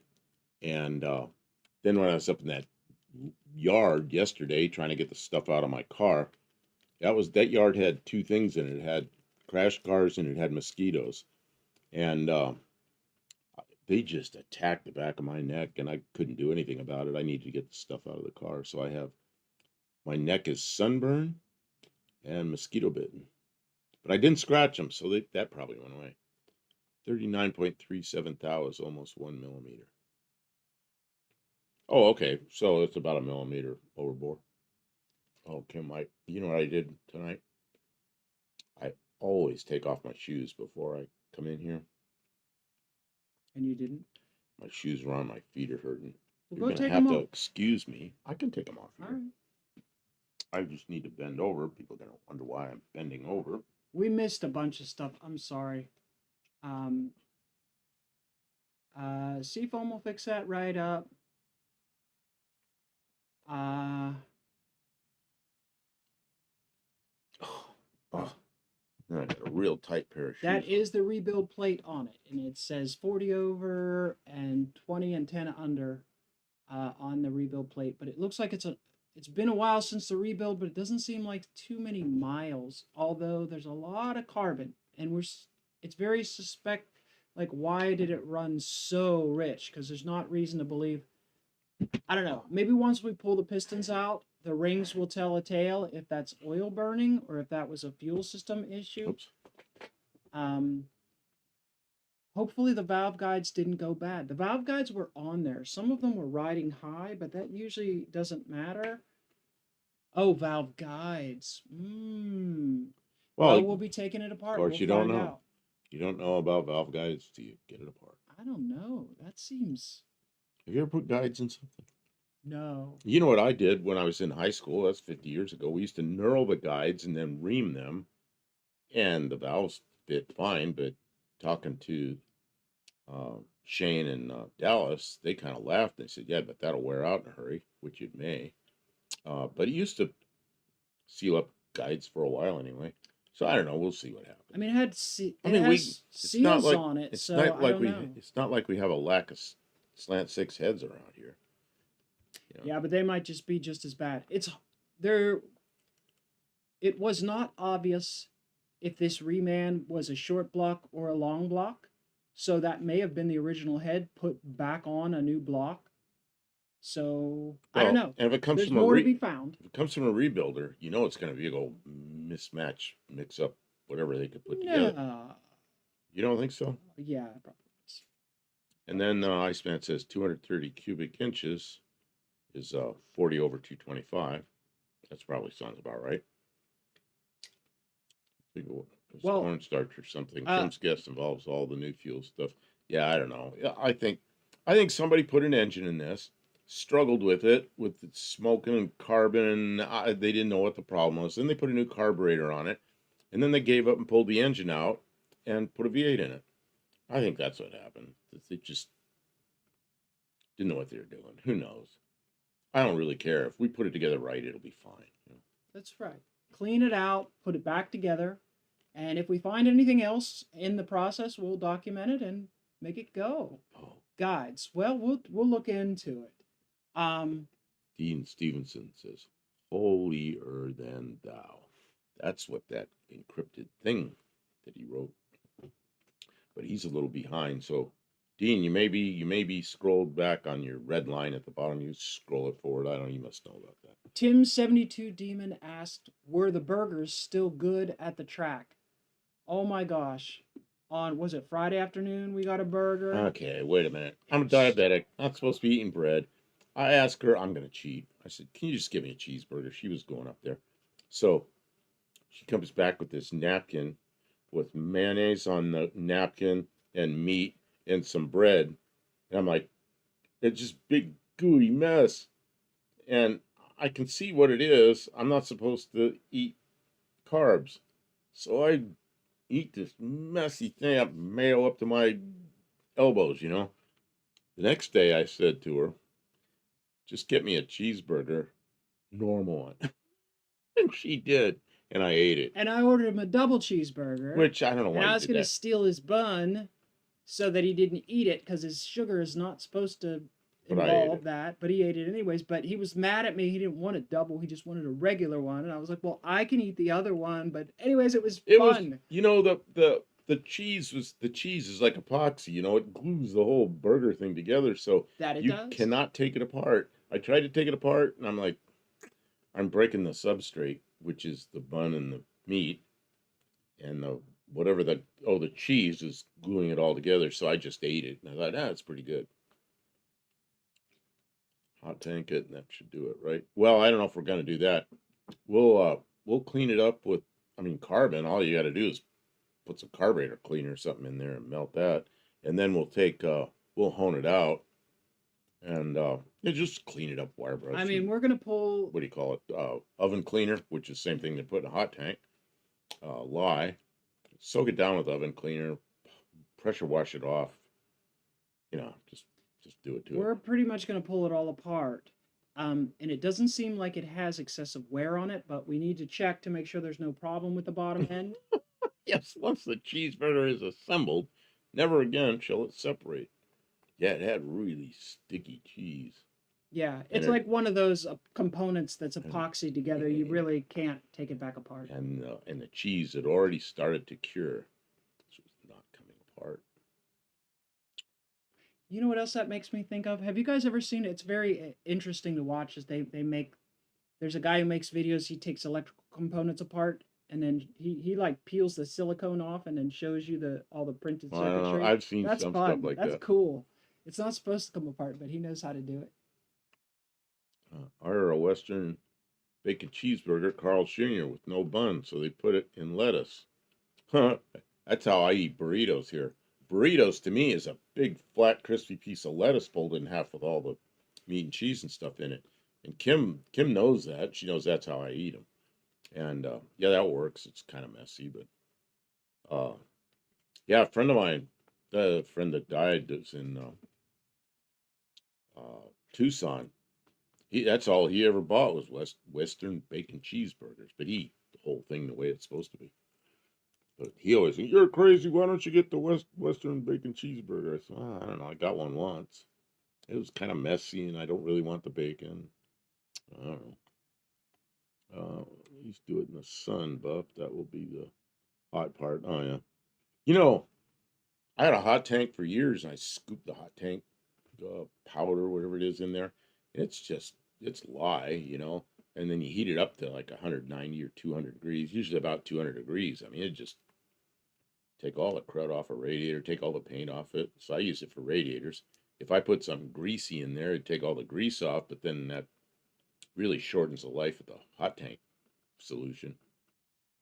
But that was in a radiator shop. That Mike What did Mike N say? Mike N, the meat to bread ratio has got to be right. I don't do double and triple burgers either. You know, you're right. Although this wasn't too bad. Well, I was hungry. Man, I was hungry, It so was good, it and was still good. they have the condiments out there on the side, so you can add the tomatoes and pickles and mayonnaise and all that to your own liking, which is nice. I like The that. second day they were out of pickles Were because that they? I wanted to put pickles on that burger. When I saw Oh yours with man, pickles on it, I wanted it, and the next day there were no pickles. But so I put other stuff. Dr. Go is here. Doctor Go, hey, how you doing? This guy and his wife really helped us out A lot. when post crash I was in the hospital. They showed up. They turned around and came They were on back. their way to Clarksville. I was pretty frantic. It was pretty scary. They took him in the ambulance, and I had the dart by myself, and I was, the car was, and I had overloaded it, and now it's making noises, and I wasn't familiar with the area, and I was worried about him, and I tried to find the place, and I got my GPS. I got lost, and not really lost. I knew where I was, but I didn't know where he was, and Oh, hey, can we take this picture down? no. Yeah, we're gonna do it so Doctor Go can see. I don't Oh know. yeah, the picture of your I car don't has know been up which. there. Yeah, that's a different picture you have. Oh, there we go. There we go. Like that. So now we can see. That's how we opened the show. Um, That picture's been up here 80% of the show. I know, but Doctor Go was not. So now he's reconnected with his car, and he took me for a ride in that thing down the track, and then he took me a ride like almost up to into Sykeston and back, and pretty nice car. You know, he's had that thing since it was new, and Beautiful car. he just put new springs in the back. They're a little higher rate, and I don't know, his car just rides nice, and it's just a good car. You know, it's like I really like those things, but it's the first time I ever been in one. GPS sucks too. What's wrong with you? What's GPS sucks? I don't know what he's talking about. I got confused, and I put in Google hospitals, and the place that was close that said it was a hospital, I went, and there was no hospital there. Oh, you know what? I figured that out afterwards. It was Louds.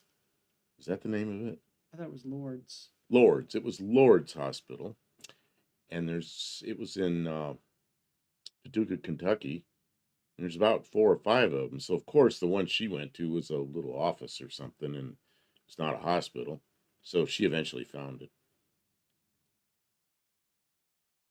Dr. Go is the The drive shaft. Goes are our new best friends. They helped us out so much. The They were so Goes. friendly. Mr. and Mrs. Go.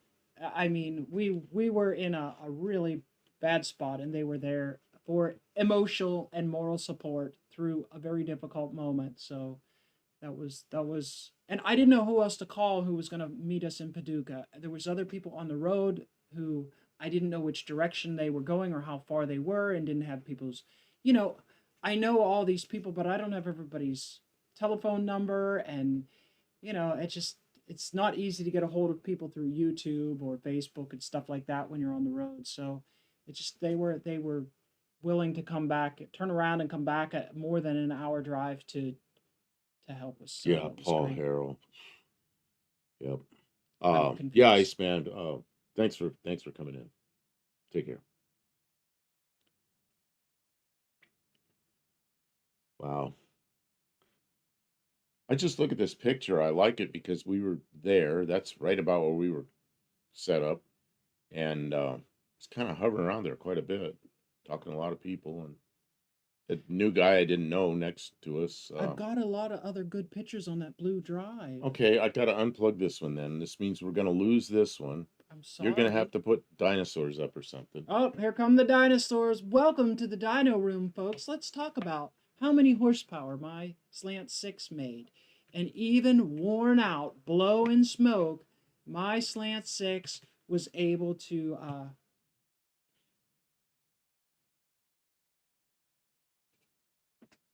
my Slant 6A was able to pull my 1966 Dart to 70 miles per hour and beyond in states where that is allowed.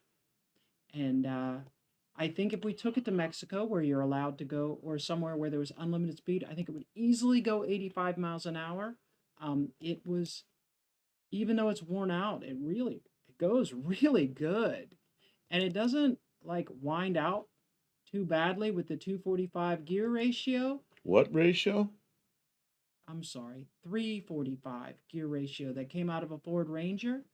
And a 215 70 14 tires in the back. It was actually really well matched up for traveling on the highway. Okay. I don't think it would have been quick at the track, but we weren't able to test it. But it was uh, a good ride. It was a fun Okay. ride. You can start bringing up the other pictures. Okay, so I, on the last day, decided to take some pictures so that we could enjoy pictures of our Dinos. friends Those and their guys are in my cars. tank right now. In my tank? Yeah, because they have the dinosaurs up there. Mike says he has those dinosaurs in his Whoa, tank right now. Okay, so here's a tank. tank, not like an army tank, Oh, that's Mopar Owl. like a gas tank. And one-eyed cats, road toad. You notice the tires actually say road toad on I it. think I have a picture of that. Well, it's there, but I guess you can't see it real well. I'm going to start going through these pictures unless you want me to hang on. Let's check in with the chat, make sure. Um, yeah, exchange numbers, make friends. It's not only good for content, it's also good for safety purposes, and it's just more fun that way. Make friends, right? In the chat, make friends, make community, be a part of. I read somewhere that YouTube's coming out with some new community features, but not everyone has them yet. But once that appears, we're definitely going to have community pages. I'm really looking forward to being able to have community pages, so so people in the community can um, post pictures and comments more so than just the way it is now is a little bit So new Mike new is stuff. saying, Polara, question mark, Volari. I think you're looking at this picture, but I'm not sure. This is this one-eyed cat. It's a 1962 Plymouth Valiant. So last year the road towed, and they only had 6 cylinders in them. But one-eyed cat, he put a 440 in it, and it is stuffed in there. Oh, I didn't get a picture of You 440. didn't get a picture. It's a 440 with dual quads and header, all this stuff. It's like, oh my God, that's in that car. If you want to see the right way to shoehorn a 440 into this kind of car, this is the guy who knows how to do it. Check out his channel, Mexican Spec. If you can Yeah. make a link to the One Eyed Cat channel, it's just amazing how well they got that sucker squeezed in there. It's a really nice example of a car that you could take on a road trip, and They did take it out. They drove it they there. drove it from Pennsylvania. Yeah. Oh, there he's putting race gas in it. He's putting 100 octane race gas in it. Yeah. What's wrong? Well, it's pinging a little bit. Hey, that ought to fix that problem. I didn't know you got a picture of that. That's pretty good. Oh yeah, I was standing there watching him do it, and I was drinking my. I'd get Kim would get me a drink, diet drink, just full of ice, and then we had all these cans of diet drinks. I kept refilling it on the ice, and man, I drank all day long, and And you were still I dehydrated. still dehydrated. Yeah, it was very hot and humid this year at No Name Nationals. Historically, it has been milder weather, and we even got a little bit of rain on Friday night, but Oh, look at that, a Mustang shifter. A Ford shifter in his Valiant. 100 low lead. No, not in the vet. I don't think that's what they were running, but maybe. No, I'd run that. I run that in our lawnmower. The last run of the season, I run it all the way down. Then I run about a quart of 100 low lead just to get the rest of it out. Then I fill it up with 100 low lead and run it for about 5-10 minutes. Park it, and you know what? Nothing evaporates out. The carburetor stays everything stays perfect. Next summer it fires right up. So about tasting the fuel before they top it off. No, I did not taste it. He's verifying, enough. confirming the octane rating with a sip of Oh, his gas. brother trailered it from PA. Oh, I thought they drove it down. So Sorry, maybe I not. was wrong. I'm telling stories. J body's always to the front. Dr. Go, P.S. Nice springs. Oh yeah, he put new springs in his Oh man, this spring torque saved orbit. our bacon. There he is. There he is. That's one of the English clan. That's help me out here. Yeah, his brother. Yeah. That's Don English.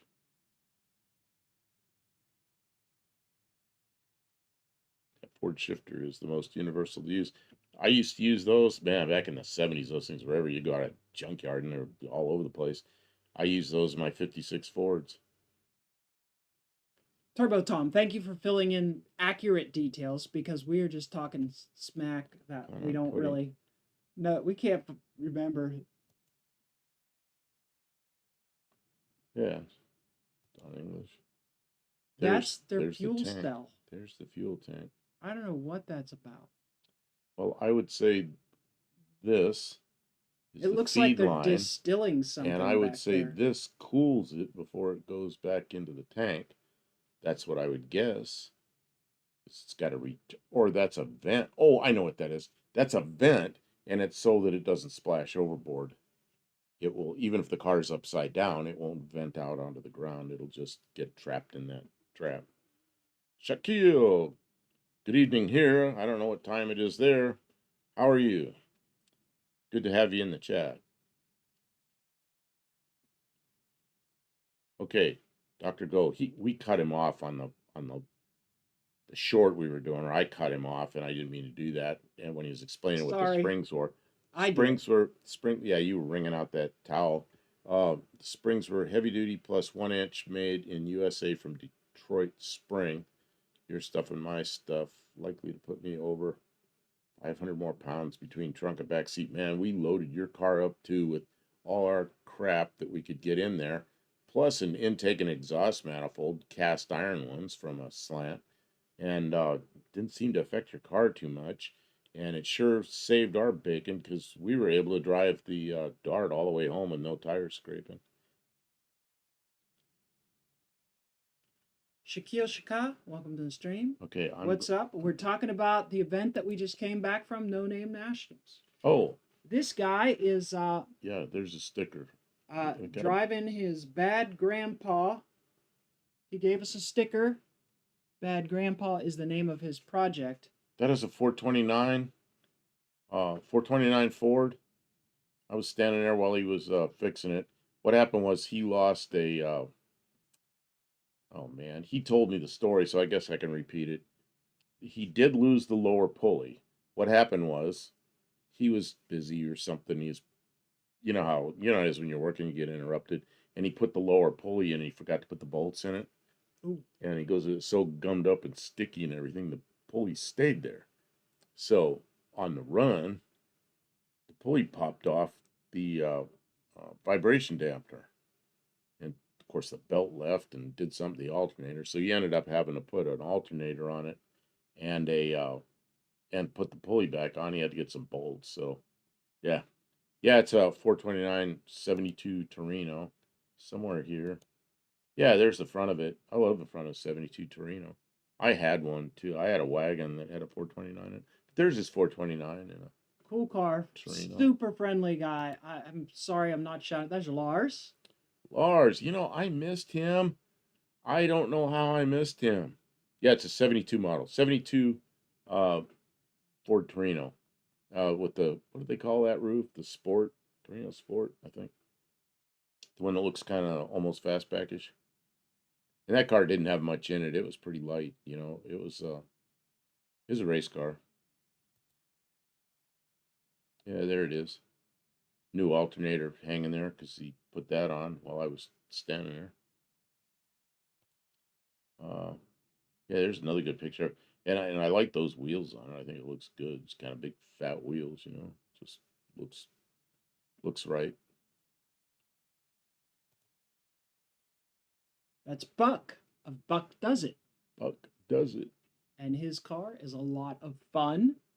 I grabbed a picture of him as he was rolling by getting into the staging lanes. I don't know what he was doing, but he was doing You can see he's got his No Name Nationals official red, white, and blue armband on for the event. And I don't have mine on anymore. Man, at the end of No Name Nationals, I was really sick of that thing being on my arm because I don't like things on my arm. And I cut it off and I kept it. And an hour later, I'm in the hospital with a new band on my arm from the hospital. I could have had two bands on my arm at the same time. on the front of his car, where it was supposed to say Buick, he took the letter out and squished it down, so his emblems on the car say Buck. And he does some fun content. If you haven't been on his channel, you should definitely check out Buck Does It.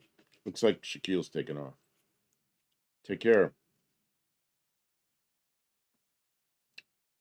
Okay, let's see what else do we have here. Oh, there it is. Buck. How do you know Buck does it? Because it says Buck. Because he does. What kind of car is it? It's a Buck without an eye.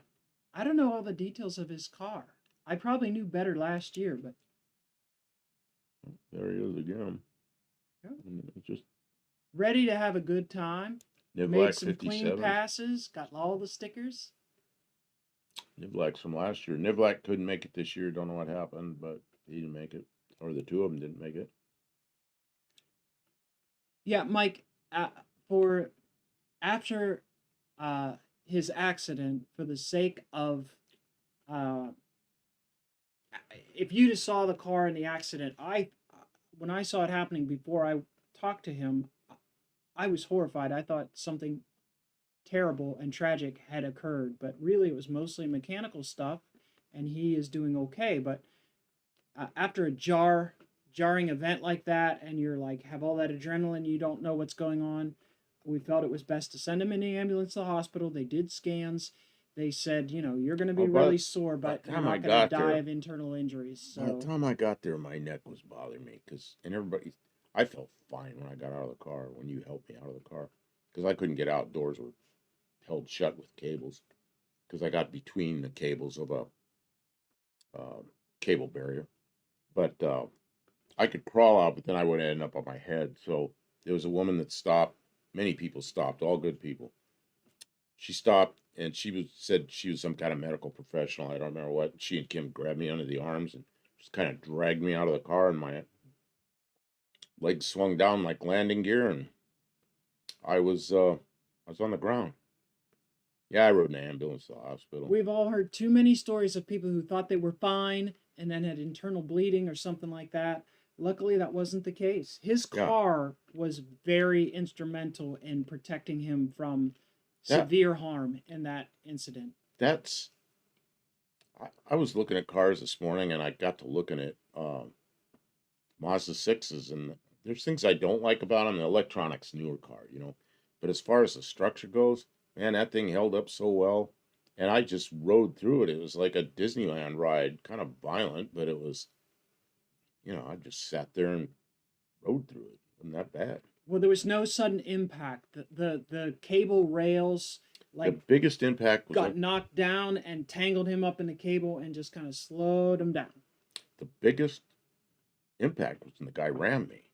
And that was a tremendous impact. The rest of it just went on and on and on and on through gravel and steel posts, and I didn't really know where I was. I knew I was in the center divider, but I didn't understand what a cable barrier was until I got out and looked at it. But it was a pretty wild ride, going backwards at 70 miles an hour through a bunch of crap. Yeah, I was following him on the way home. He was in his newer Mazda as a support vehicle, and an aggressive driver ran him off the road, actually into the center divider, and it was pretty rough. I'd rather not go back to that. If you'd like to see... Who is this?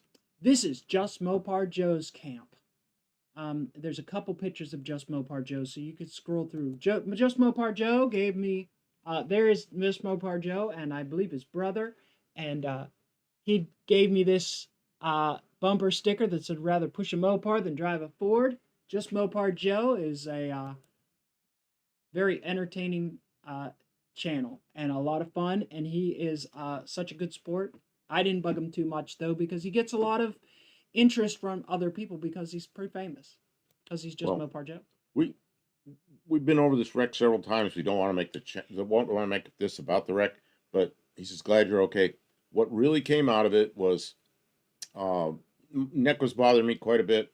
They did a CT scan from like upper body, head, and everything. CT scan. They looked at it, said you don't have any broken bones, but you're going to be really sore. And he's right, really sore. So it's been 2 days, and I'm kind of like, oh yeah, they're right. I'm sore. But it was scary kind of ride. I don't even know if scary is right. A lot of commotion, a lot of stuff flying, gravel, rocks, steel rods, everything going. But I was sitting there just in a seat, held in just fine, and felt fine when it was all over. So anyway, destroyed the car, destroyed my car. Leighton Welding, are you going to be posting car content on Oh, your new oh, oh, channel? oh, What are you oh, oh, doing? nothing. Find it here and click back to get started. Something happened. Yeah. Mice. That Yeah, was a wild ride just now. that's kind of how it looked when I went for that ride. Mexican Spec, we're getting him taking enough pills to keep him happy, but he hasn't been too bad. He hasn't had to take a lot of. The only thing pain I've meds. taken, they wanted me to take a muscle relaxant. I did not. Uh, I just said, can I refuse it? Yeah. And it's kind of funny because the woman in the hospital says, it's to take some of that pain away and you'll feel better. And I said, that's no different than driving down the road in your car and the check engine light comes on. And to fix it, you reach up behind the dash with a pair of snips and cut the wire. I said, now you don't have a check engine light. Well, it's the same kind of thing. That pain is telling me something. It's going, hey, dude, you got something wrong here. So I'm not one for pain medication. Now, as of today, I've been in it 2 days, and tonight or this afternoon, I took 2 ibuprofen. So I have 400 milligrams of ibuprofen in me. It took the edge off of it, but I'm not. I know what's going on now. Okay, so here we are again. Okay. Well, I was offering to support for Leighton Welding's channel. Okay. If you can't get your channel back, let us know and we'll plug your new channel so you can get some visibility back and get rolling again. Okay, just Mopar Joe's. This is just Mopar Joe's car. It is clean, it is fast, it is quick, and it is precise. Just Mopar Joe, last year they had a bounty on Just Mopar Joe in the bracket races because he will tree you and win over and over. He is an excellent bracket racer and he's a lot of fun. Really good guy and lots of useful information and videos on his channel. So Just Mopar Joe was there. I don't like taking pills for anything, but when I need to walk out of the hospital, I would just take the pill. No, they said, no, it's fine. You can refuse it. And then what they did, they said, well, what's your local pharmacy? And they prescribed the Russell relaxants there. And she says, if you choose to do that, you don't have to go get them, but you can go up there and get them. I still haven't gotten that point. A couple of ibuprofen today. It kind of took the edge off of it. I did that before the live, and I'd be, my back would be kind of sitting here sore the whole time, and right now it doesn't feel too bad. So here we have Bad Tree and a student driver. You want me to keep going? You're changing stuff on the Let screen. him see the Bad Tree production car. Okay. That's the Bad Tree production car. Oh, I'm sorry. you changed. You're not gonna. I'll change it back. I'll change it back. That is Bad Tree production car. I'm sorry. Leighton Welding, heading off to bed. All right, take care. Good night. Thanks for stopping in. And this is. Somebody tell me who this is. He's one of the Bad Tree production crew. He's not the dirty hippie. He is the other guy. I'm embarrassed that I can't remember right now. I didn't go over there and meet those guys. I met them the first year. Okay. And then somebody said something about Bruce Culchin said, talking about crashing cars. My daughter's out in the garage building a demolition derby car. That's awesome. No. I'd love to see that. Demolition derby. It sounds like you're gonna wreck something. Total Tech. Good evening. I have that sticker on my poop moped. We'll go back and show the sticker. Can you go back? Trying to find the little arrow. The The student driver sticker. or the battery? The student. Welcome to the stream, Total Tech. I don't recall seeing you here before. Glad you could make it. I hope you will find yourself entertaining. Blake? Is that Blake from Bad Tree Production? I believe it is. I finally thought of the name. Oh, Tim knew it first. Blake, okay. Good, thank you. Whose car is this? It's a 67 Dart. It's Click the next one, see if it's more apparent who it is. Oh, nope. Nope, it's not. Oh man, that car, when he got in on that car up, that red car got up and boom, down the track. It was amazing. I don't even know who that is. Okay, who knows which car this is? It came from Wisconsin, it looks like. Does it say Wisconsin on the plate? Wisconsin. So who brought this Dart from Wisconsin? 67 Dart. Beautiful car. I don't know the details. I'll move forward. Somebody will say something. That's a Challenger. That was a pretty car, and it was fast. That's got the same wheels on it as my car has on the back. I'd like to have a set. Oh, you got a picture of this. I got Excellent. one picture of it, though. It's only one picture. The front is a Jeep, and the rest of it is a, what do you call it? A Mini Cooper. Mopar seems to dominate. There are a lot of Mopars there. A lot of Mopars. There are a lot of Fords there, and there are Chevrolets and Pontiacs and Oldsmobiles. There was a really fast Oldsmobile. I think I'm just drawn to the Mopars. Oh, it's indirect connection. Because there was a mix of everything, and when I see the Mopars, I want to take pictures of. This is 38 POS. 38 POS. That's his original 59 Chevy, and this is another one, the one in the foreground. That's his wife's car, and they brought them both down.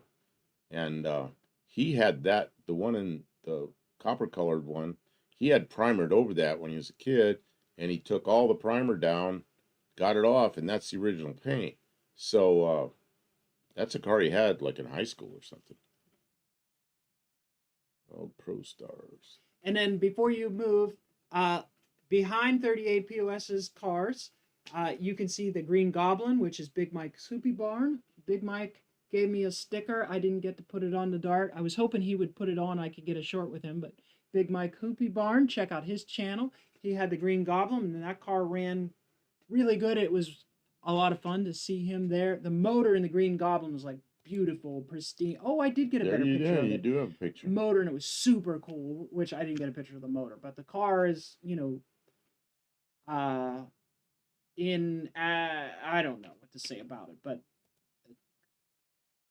oh, Stone Soup. There's a Stone Soup car. They stenciled Stone Soup on the tires. The Stone Soup project was started by Heavens Mopars and directed towards Vic at Diecast Customs. And it went to a bunch of YouTubers, including 38 POS, as it moved across the country from Washington to Wisconsin or wherever Vic got it. I don't know where Vic... Indianapolis, Illinois. I'm sorry, one of those states we didn't go to. It moved from the west to the east, and lots of people worked on it along the way. Thus, the designation of Stone Soup. Everybody puts a little bit in the soup, and eventually it's not made of stones anymore. And he did not get to run the car on the track very much, but he did make it, so we got to see it, and it was pretty neat. He was driving around on the... He did drive around. I mean, he drove it to the event, I believe. Yeah, so that's a 62 Dodge Lancer. And it was really cool. Oh, more pictures of the same car. Yeah, well, it was an interesting... Oh, yeah, there's the front of that Charger. Yeah, Big Mike's Hoopty Barnes car. Last year he brought a really cool car, the Blue Goose car. And this year he brought this car. And there's the fronts of the... Oh, there you go. He's right there at 38 POS Racing. And that's his car right there. Look at that, the two car numbers, 59 on the 59 and then 38 on the other 59 that belongs to 38. Tim mentioned that Big Mike has lost a lot of weight, and Big Mike was on a journey to better health through changing his diet and losing some weight, and I am I'm really proud of him and happy for him that he has made a huge change and made a lot of progress towards his goal. He looked really he looked really happy and healthy, and I'm really glad for him because he is he's a wonderful guy, and we want to see him around for many years to come. I really like that Pontiac wheel on there. I don't remember that before. Was that like that before? I don't know. I can't remember. That looks good on there. I don't know, but I had permission to open the doors so I could get a good picture of the dash and what the inside of the car looked like, And there's the other one with a 59 steering wheel on it. which I thought was cool. I love Batwing shibbies. Oh yeah, and we talked about that. I talked to 38 POS about that. I said I like the 59 and the 60 because, and I just like those big Batwing uh, tail ends and everything. I think the 59 I like a little bit better, but they look so similar. But there's not one panel that's interchangeable. They are completely different cars, but they're kind of the same kind of design philosophy. Kind of cool. Mexican Spec asks, "Does it run well now? It didn't with Jamie." And by Jamie, I'm pretty sure he means Dead Dodge Garage Jamie, who had worked on Stone Soup, and it was running well. But I think maybe the head gasket had given up the ghost because they were having some um, overheating. But I think it was less overheating and more head gasket. But I mean, they were able to run it around, but I don't think they could push it very hard. So um, but it was running good. Like it started and went. So And there he is behind the tow truck, um, diecast customs or whatever on his telephone. this tow truck was running quite a bit, That's and it did pick up a couple of cars. So. yeah, Empire of Rust, and they were a part of the Stone Soup series. And a really good guy, very friendly, and I think it was their first time at No Name Nationals. I say things, and I probably shouldn't because I don't know, but first time we had a tow truck at No Name Nationals. Oh, there's the man. There is John Wilburn, our host and promoter of No Name Nationals. I got a picture of him. You can see he makes the red of the red awning not look all that red because he is so sunburned. Hardest working man in the No Name Nationals family, and we appreciate him very much. I don't think he's here anymore. He probably is going to need a month to recover from everything that he did. Can you imagine driving down the road in late '58 at night and getting behind a new '59 and seeing those red eyes staring back at you? Man, I was late '58. I was 4 years old and I was completely into cars. This little kid that knew all the cars and everything. I remember the first time seeing one of those. I thought that was the coolest thing I'd ever seen. '59 Chevy. Until I saw the '59 Cadillac and they had the rockets back then. That really looked good. Mexican Spec corrected me and said Vic from, and I hope I didn't say something and embarrass myself because I thought I had said the right name, but thank you, Mexican Spec, because I can't keep it all straight. I'm trying, but okay. You know, Kim, the first day we were there, spent the whole day under the car, and that really took a lot out of her. She was whooped the rest of the show, the rest of the other 2 days, And and it was, sunburned. and And so I was exhausted by the time we got there. Driving the Dart out there, I was a little bit stressed, getting everything ready. Man, it's a you big were project you getting were ready for an event you were like more that. stressed after the drive home. Yeah. And going home, her speedometer goes up to 25 and it stops. So I had my phone and had one of those GPS apps on it, and every half mile or so I'd go like 66, 67, 69, 65, calling out speeds, and she's adjusting the speed. So like 2 hours of that. Oh man. Okay, and this is You know, I remember when this car came in it's a beautiful Mustang, but and it was I fast. didn't know who it was. Somebody can identify what that black Mustang was. It was a really pretty car. And this car is an Oldsmobile with a big block Chevy that's a Dart engine, and it actually beat Dallas's Thunderbird by a small margin. That thing is, oh yeah, here's that engine. That thing is fast. My God, is that thing fit? Whoops, oops, oops. What the hell does that? I don't do anything. It just does it. Okay, I got to go back. It's going to close. It just goes Sorry, nuts. guys, technical It just difficulties. goes nuts. I don't know why it goes nuts Haven't like seen a that. Mexican spec car yet. Well, that leaves next year still. Yeah, I could end up with a Mexican spec car. I'm not going to promise you anything. I don't have any idea what I'm going to get. But if I get anything out of the insurance company that's more than a couple thousand, I will probably buy something. This thing was incredibly fast. I mean, this thing was fast. This is a pull the front wheels off the ground car.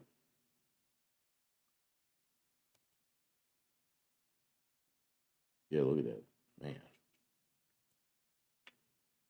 trash truck. Who was that? That's the trash truck from JB's Little Shop. JB's Little Shop. Okay, yeah, because I talked to him for a JB while. is great fun. He's been a great support of our stream. So if you don't know JB, you should check him out. He's friends with Lars. There's the license plate on the front bumper of the trash truck. It says JB's Little Trash Truck. And I thought that was funny, so I took a picture. There's the engine, the little 2.8 with a supercharger on it. And man, that truck was pretty fast for a little bitty 2.8. Yeah, look at that.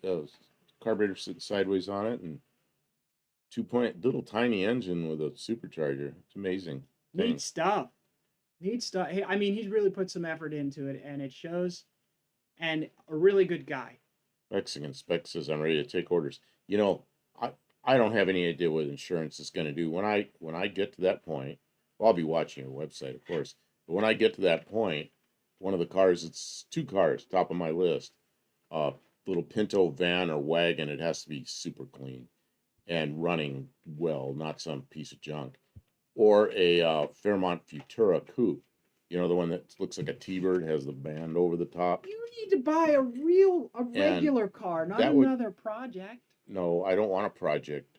If he could find one of those two that's clean, ready to go, not messed with, not hot rodded, just low mile, turn the key and it drives like a lot of the cars he has, I'd probably be real interested in that. Okay.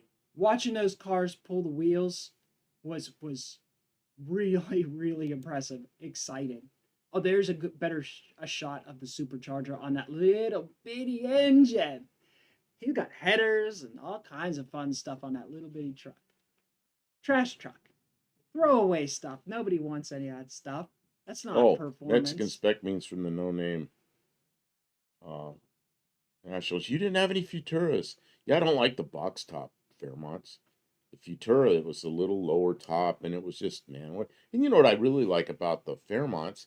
You take that dash out, that worthless dash, and the Mustang dash goes right in there. It has two gauges and then the four outboard.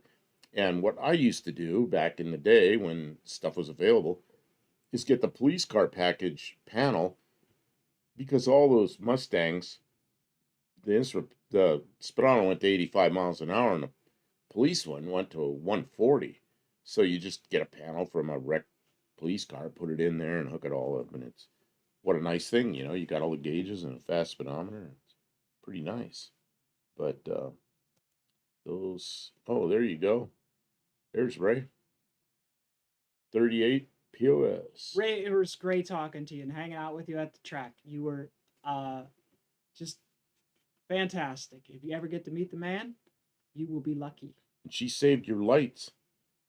I did. When you know what, I opened up the center console and there they were, and I was like, oh, they were the first things. I stuck them in my pocket. I was like, you cannot lose other people's things They're in gonna an tow my accident. car away that's totaled, and had to grab stuff that's other people's first and save it. Make sure we don't lose it. Let's see. Oh yeah, that green one. YouTube keeps showing me.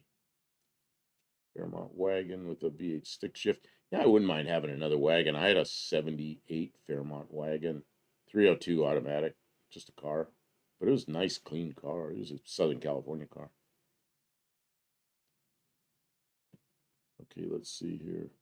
We all know what that is. That's the They don't know again. that's One-Eyed Cat. One-eyed cat, and he has some really cool stickers. So keep click through. Oh, he has some NASCAR stickers. He didn't leave them on. They're magnets. And then there's one more. There he is with his Oh yeah, stickers. yeah. I said "It's Richard Petty now. That's his name now, Richard Petty. Yeah, that's pretty funny. I saw that number 43 on his card. I thought that was hilarious. He I pulled it would. back out so we could take the picture because He's right parked right by the uh, concession stand, and there's some picnic tables there. And I was sitting at the picnic tables. He stuck that on there. Kim, you got to get pictures of that 43 on there. Cutlass Eurosports are much nicer. The 3 point, yeah. See, I don't like that 3.1 engine. I've had so many 2.8 and 3.1 failures. I really like the 3.3 and the 3.8 because those are Buick engines. Those things hold up. They're really good. But I don't think they put them in the Chevrolets. They put them in the Buicks and Pontiacs. Yeah. I had a Pontiac Transport, the Dustbuster van, 3.8. That was a nice thing. Yeah, there you go. That's this might be the last one that's the because end of the line. it keeps sending us to the end of the list. Yeah. So King Richard Petty. My 59 had a 327 and a Glide. Oh, so that's something you had to put in there. Um, or somebody did. Um, yeah, I was looking at cars this morning and there was trying to remember what it was. It was something with a 350 and a Power Glide. I don't remember what it was. That surprised me.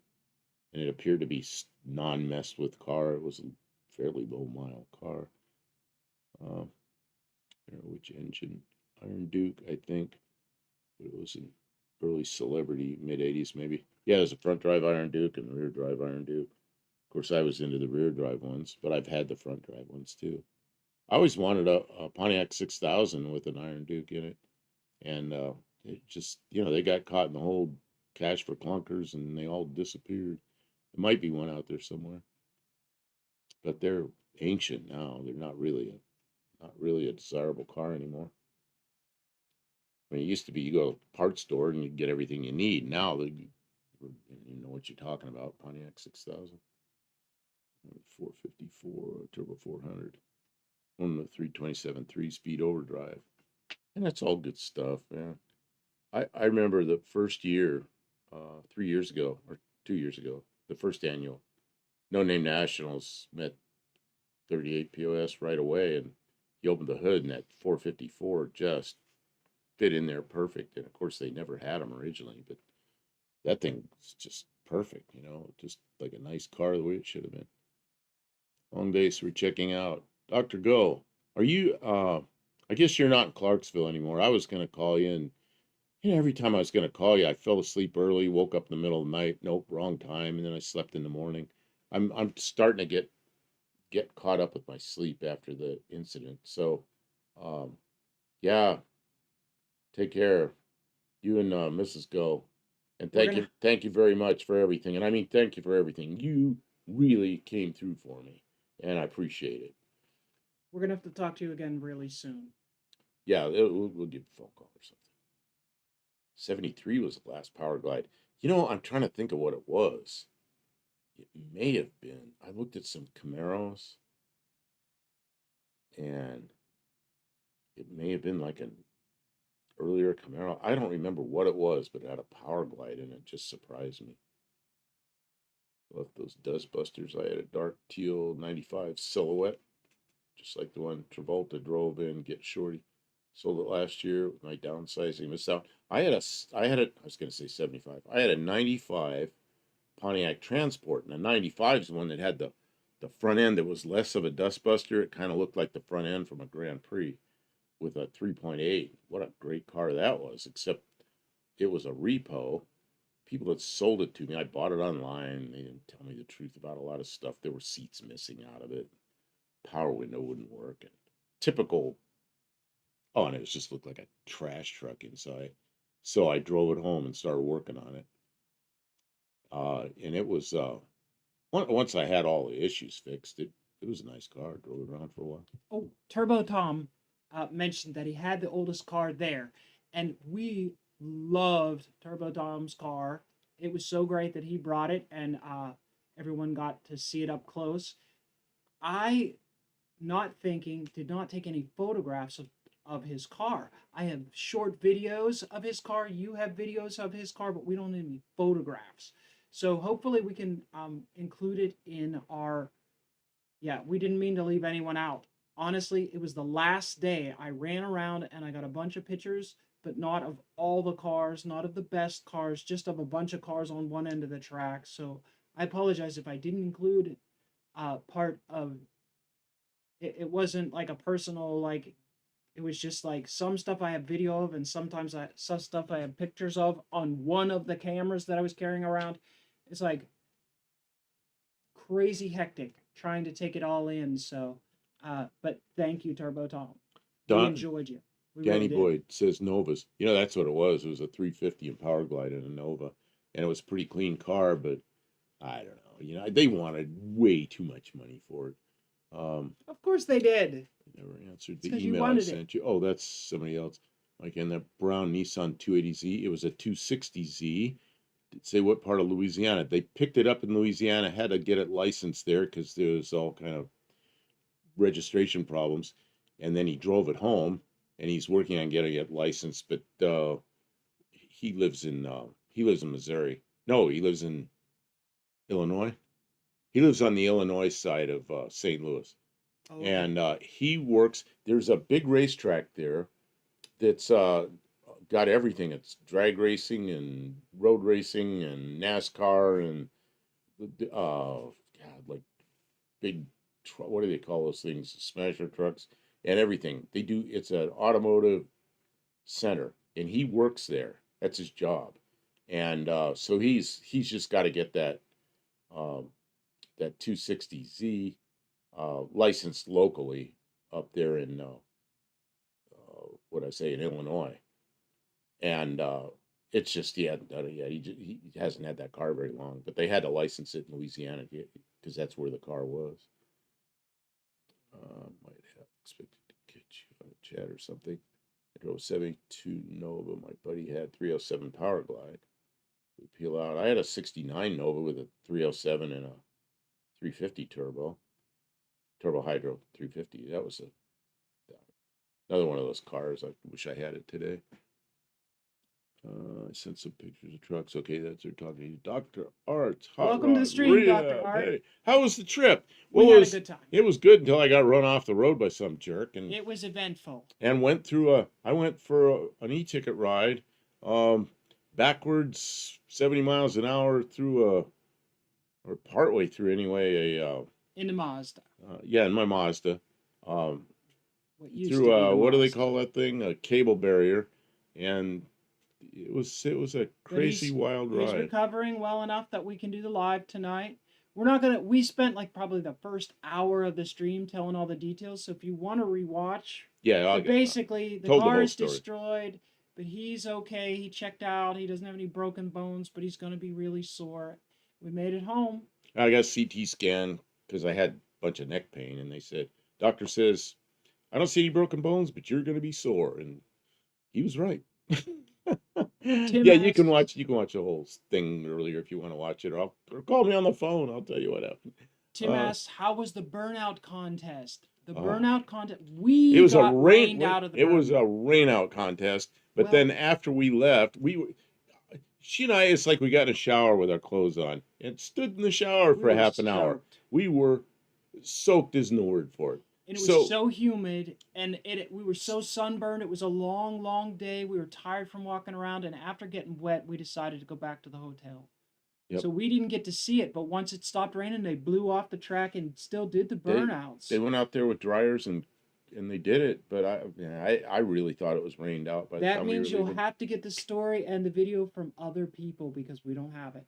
Um, Transport felt like driving a spaceship. The nose was like, yeah, you know, the only bad thing about the transport was washing the inside of the window. I mean, you needed what do you call a sponge mop? Sponge mop, because there's no way you could reach it. I mean, you know. The only thing I didn't like was the steering wheel was not centered to the seat and it had more blind spots than a house. You know what? The blind spots in the transport, I didn't have a hard time getting used to it when I first got in it. It was really weird. but I've flown a lot of really weird airplanes, and yeah, I don't know, I adapted to it pretty quickly. And I thought it looked so cool. Now it's not so unusual. Taillights that go way up the sides, and the mine had the Grand Prix looking nose on it, and it was red. It was like it's almost like a sports car that was a van. I used to load it up with stuff. I used it for a truck. It was I liked that thing. I don't remember why I got rid of it. I don't know. Something else came along. That is. Each take out a mailbox. There's three mailboxes. Let's see here. Danny Boyd, 69, L48, 350. Driving like your ex-wife. Well, this was uh, a crazy person rammed me uh, from the fast lane. I was in the slow lane, sitting there at cruise control on it. You can watch the whole thing, but he swerved to the left and then came in on me hard and hit my left rear and did like an extreme pit maneuver, and then I went for an e-ticket ride. It was crazy, man. I can feel this right now, man. Yeah, a couple hours of sitting here. I'll Let's bet you see. noticed. Well, I'm leaning forward to read that, and I'm starting to. The other guy rammed him purposely. Yeah, it was, and there were witnesses that stopped, and they all had the same story. The guy rammed me. So, I was right. I was, 15 car lengths back, maybe more. But I was watching him because I was following him, and he was pacing me because I don't have a. she had a speedometer. I had my cruise control So set on 70, and I, she was I was just we had following radios. at a very comfortable distance. So she was comfortable back there, and And we're I just saw it. cruising along. I saw it every second of what happened. It was unbelievable, unbelievable, and I'm really just so glad that the car he was in is a very safe car, and he was on a part of the road where the cable barrier is new and proper, and when he hit it, it turned his car, and his car went up and over and into the cables, and click, click, click, click, click, took down poles, slowed down at a reasonable gradual way. If it had been any other way, it would have rattled him to pieces, but luckily it Well, he and the wasn't guy seriously that injured. hit me, of course, he's out of his car first. I couldn't get out, Yeah, we and don't need to tell that part of the story well, yeah, again. he ran over me and started yelling at me. Why'd you change lanes into me? And he was just a jerk. And then everybody else started showing up. But at the end, a police officer came in, a deputy sheriff came into the. He'd already interviewed me, but he came to the hospital, talked to me again, and he, he's he I said, there were witnesses. Yeah, he says, I have several good witnesses. And I said, what was their story like? He says, it was consistent with what you said. And I said, okay. So, yeah, I mean, I got the report now. I read it. It's like, yeah, the guy that hit me said one thing, and everybody else said he rammed me. So, I Mexican Spec guess that's what says happened. today is his son's 19th birthday, and that Well, he can't cool. believe he has a 19-year-old son. Yeah, that's how time works, Mexican Spec. I Congratulations. couldn't believe when I had a 19-year-old grandson, but now he's like 24. Oh man. It I gets away all from you the my time. my grandkids are adults. It's Send just him our crazy. best on his birthday. So happy birthday to Mexican Spec's son. Um, Well, you're not that old, you got time for him to get married, have kids, and you'll have grandkids that become adults. Then you'll go, I thought I was old before. Let's see here. JB, I put some lowering springs on mine and bigger sway bars with Cutlass Supreme 5-spoke wheels. That van handled great. Man, I wish I would have done something like that. wow. But I was just using mine for a truck. And I got it cheap because it was a repo. Bought it from a dealer that it's just a repo place online. And I bought it sight unseen. And, it's a repo. Had some problems. I don't think I'd purposely buy a repo again unless I just wanted a parts car. Or unless I got it really cheap. If the guy Danny Boy, isn't a local cop or politician, I hope he's going to be in big trouble. he's But lost his vehicle. His vehicle was destroyed. His wife went along for the ride with him, and she was horrified. Like, I hope it isn't any worse for him than it needs to be. and I hope that his insurance company covers the Yeah. loss that we have experienced. And like, I know that he's very angry. I don't wish them any ill will. The man obviously needs some kind of counseling because he was The guy aggressively, guy was a nutcase. yeah, The the sick. the his wife or relative of his, same last name, sitting in the passenger side. He jumped out and ran over to me. This is what I was gonna. And he's yelling at me, and she's sitting in there, We didn't even and know there was a and passenger in he his got, car yeah, for 10 minutes. She tinted couldn't get windows and out. stuff, and then he's just wandering around. Police are there and everything, so he isn't saying anything. He's just there, standing there, uh, just being a jerk. Three women had stopped that were introduced themselves as some kind of medical professional, and one of them, somebody let her know there was somebody in the other car, and she went over there and she got that woman out of the car and had her sitting down in the grass in the center divider, which is kind of where we all were, because they had that lane, the left lane blocked off, and everybody's in the center divider.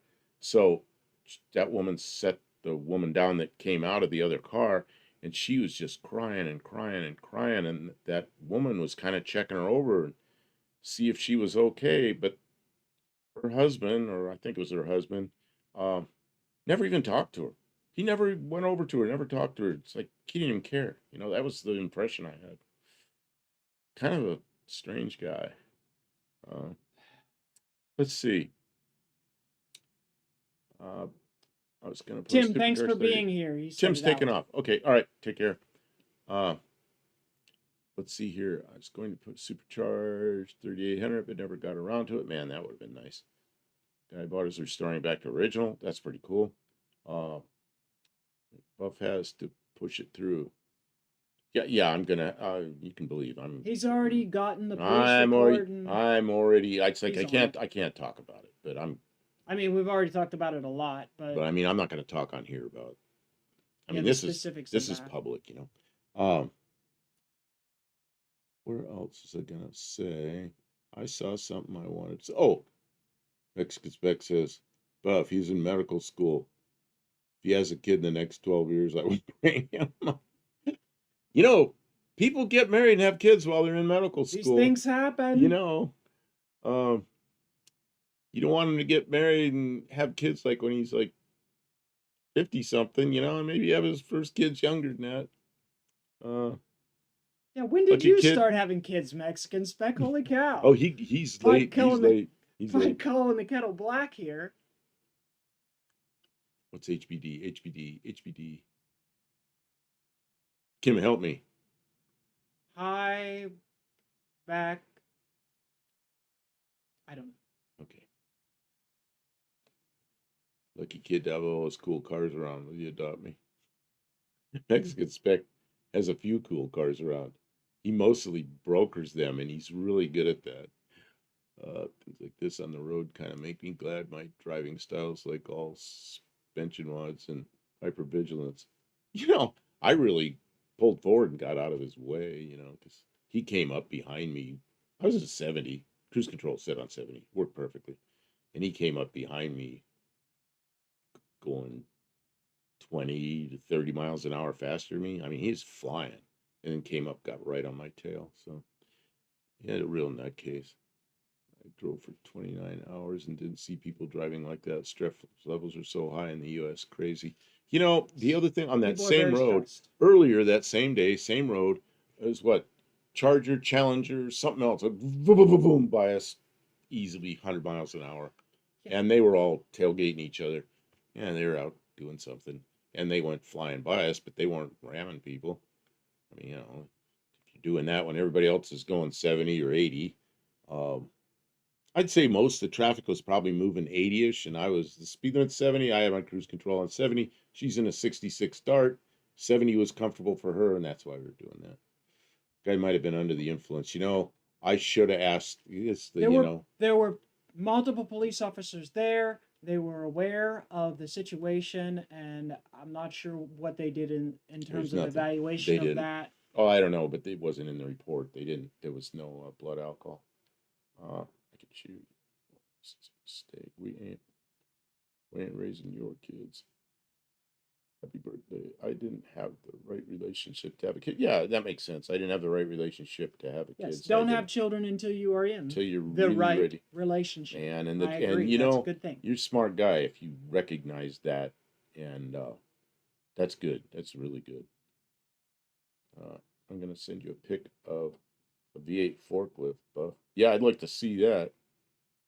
And I know a lot of you in here know Dakota's Timeout comes in. His father has I think a 50 Ford tractor with a flathead engine, Ford, passenger car flathead hot rod engine in it. And that thing's a work of art. I mean, it's a showstopper, it's pretty nice. Pretty nice thing. I like stuff like that. Yeah, I'm looking forward to seeing the forklift. We had forklifts. I had a forklift, but we had these things we called tugs. It was just little. I guess we had a forklift too in the Air Force. It's just a little, like the size of a forklift, and it's got a hitch on it. You can pull trailers and stuff around with it. And those things all had slant sixes in them. My top speed was like 110 on the way to the border. People drove faster, but stay to the right. Faster than What? 110. No, that's kilometers. So that's going to Oh, be 110 is going to be 69 miles an hour. I only know freedom units. My freedom units. Well, see, I drove in Canada quite a bit, and like Alberta, the speed limits are all 110. What do they do to you in Mexico if you get stopped going, let's say 10, 15, 20 over the speed limit? Is it a ticket, or do you have to go to court, or do you have to bribe the cop? What happens? Uh, I don't think I could afford kids the way the world is going. I'm glad I didn't have any. You know, I'm glad I had kids. I mean, we really had fun. We took them places, did things, watch the kids have fun and grow up. I did um, the youngest one. I did all the little league stuff with him and everything. Yeah, it was fun. And we went to I think every water park in the northeastern U.S. Taking taking him and taking all his friends. And my oldest son was 11 years older than him, so we did all that with the last kid that was there, and had a good time. Stuff is expensive here. I don't want another one. You know, I haven't seen Dakota in a while. Yeah, Yeah, we Dakota. were He didn't. disappointed He wasn't at. wasn't there. He wasn't at No Name Nationals, and I think he put an engine together for that event. So I don't know what happened to him. He must have got busy. Same upside down as right side up. If 69 miles per hour is in miles per hour, max is 110 on the highway. Okay, that makes sense. Which is 69 miles an hour is 110.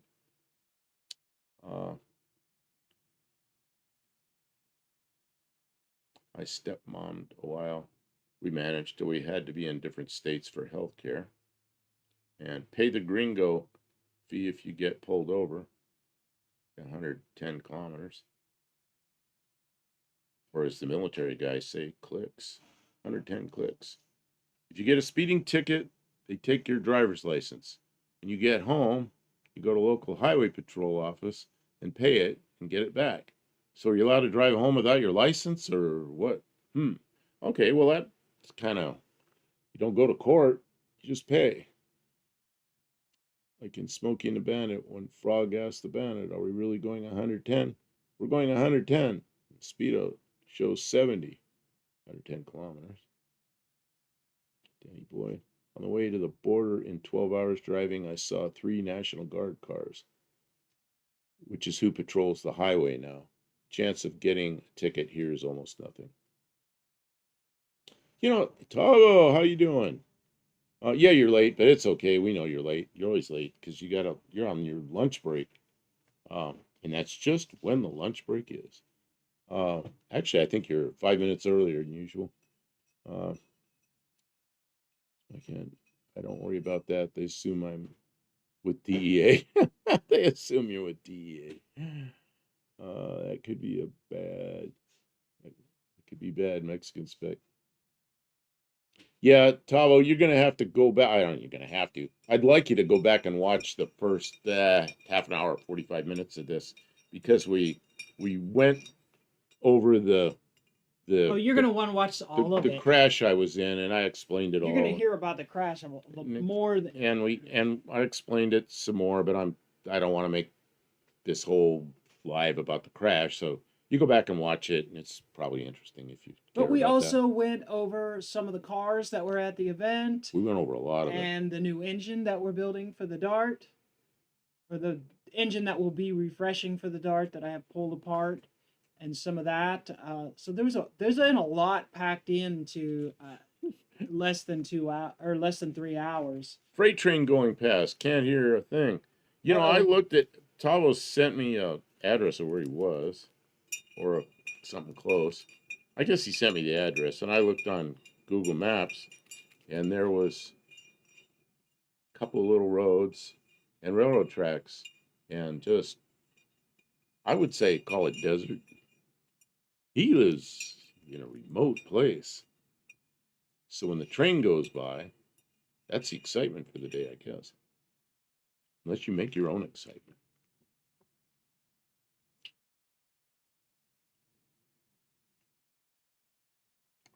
The family must have rubbed off on me because I always thought I was a cop when I was dressed for work.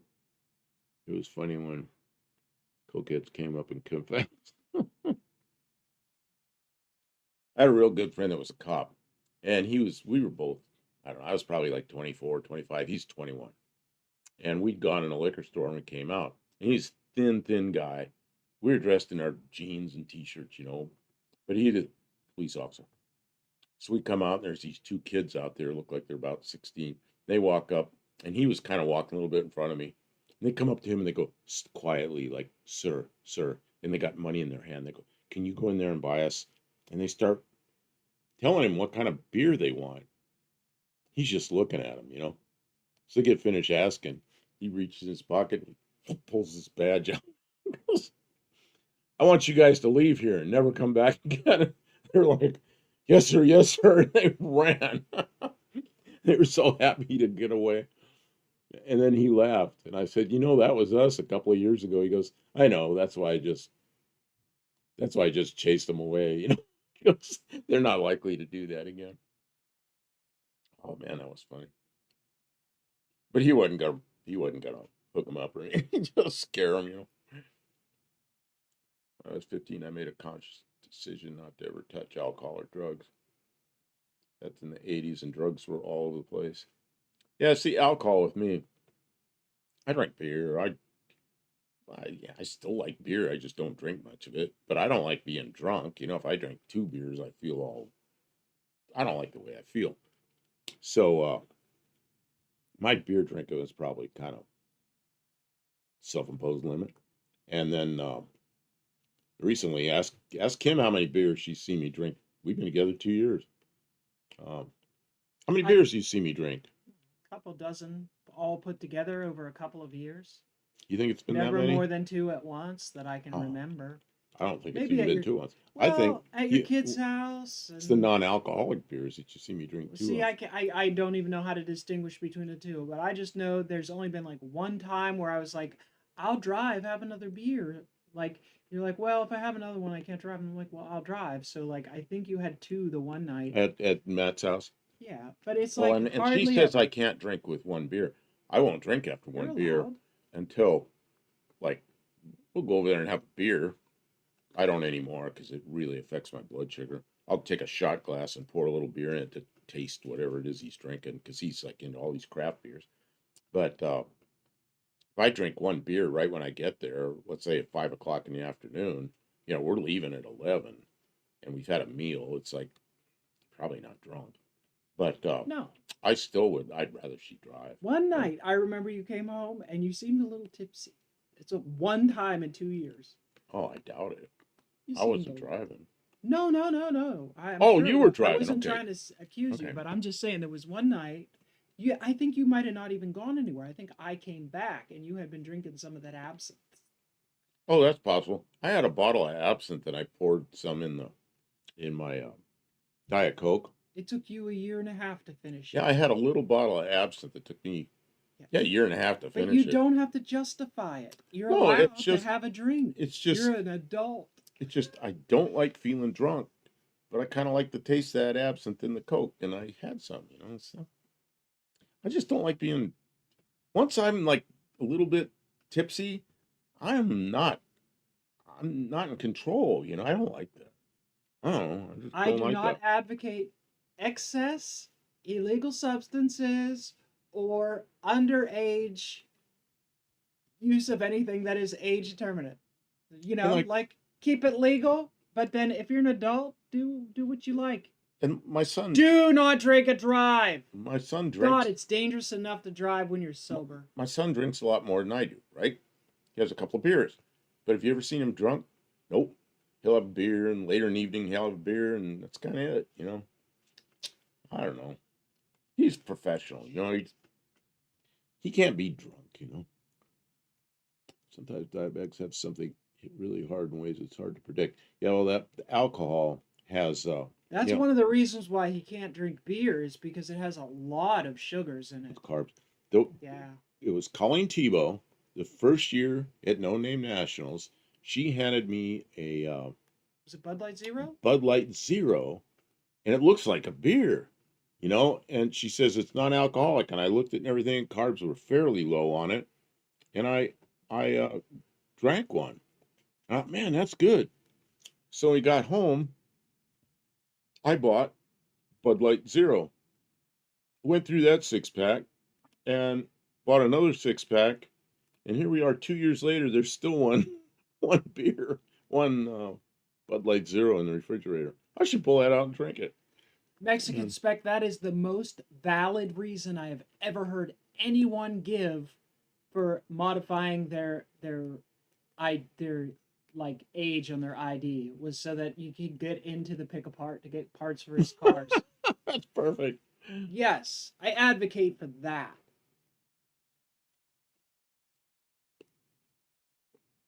Yeah, I pretty constantly have a beer on, but it seems to last me a few hours, and I can't do that either. I don't know. It starts getting kind of warm. Now, when I was in England, I'd go. Of course, in England, it was all it's public transportation, or we were walking or something to a pub, and that was in '09 when I was there, and I have like, man, they give you a beer. It's like I think it's bigger than this, and I get the local beers there, good stuff, you know. But you could drink one of those on an empty stomach, and man, I'd be stumbling. Some strong stuff, but now it's quite a few years ago.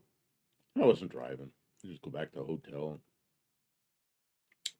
and stopped drinking when I got my truck license. Over 4.5 ton gross fuel is a zero alcohol limit. Yep. Tavo, that's one thing I never quite understood was if you have that commercial driver's license, if you are in a car in your own private vehicle, It's still a that commercial license. 0% alcohol limit still applies. Well, that's like here. if you had That's here. I don't know about Australia. Yeah, I don't know if it's there, but here I know that it still applies across the board. You can never have any alcohol, even if it's like half the limit in your system in a private vehicle. I don't understand that, but I'm glad that people who are driving commercial giant trucks are not supposed to be drinking at all. I think that's probably good. I don't know. I don't make the rules. Be safe out there. Yeah. If you're drinking, just get in the passenger seat. Have somebody else take you. A designated driver. And if you're going to be the designated drinker, be in the well, in Australia, be on this side. Yeah, that's why there's a drinker side. Have somebody else drive, get an That's it. Uber, all the things. You guys know. I don't have to tell you. Ryan Dunn. That show going. Woo! Thank you. Thank you, Ryan. Welcome to stream, Ryan. Thanks for being here. I've been around junkyards all my life. When I was 8, there was a little old yard down the street from me, and he ended up taking me on to do inventory. Been addicted since. I've had my own yard, man.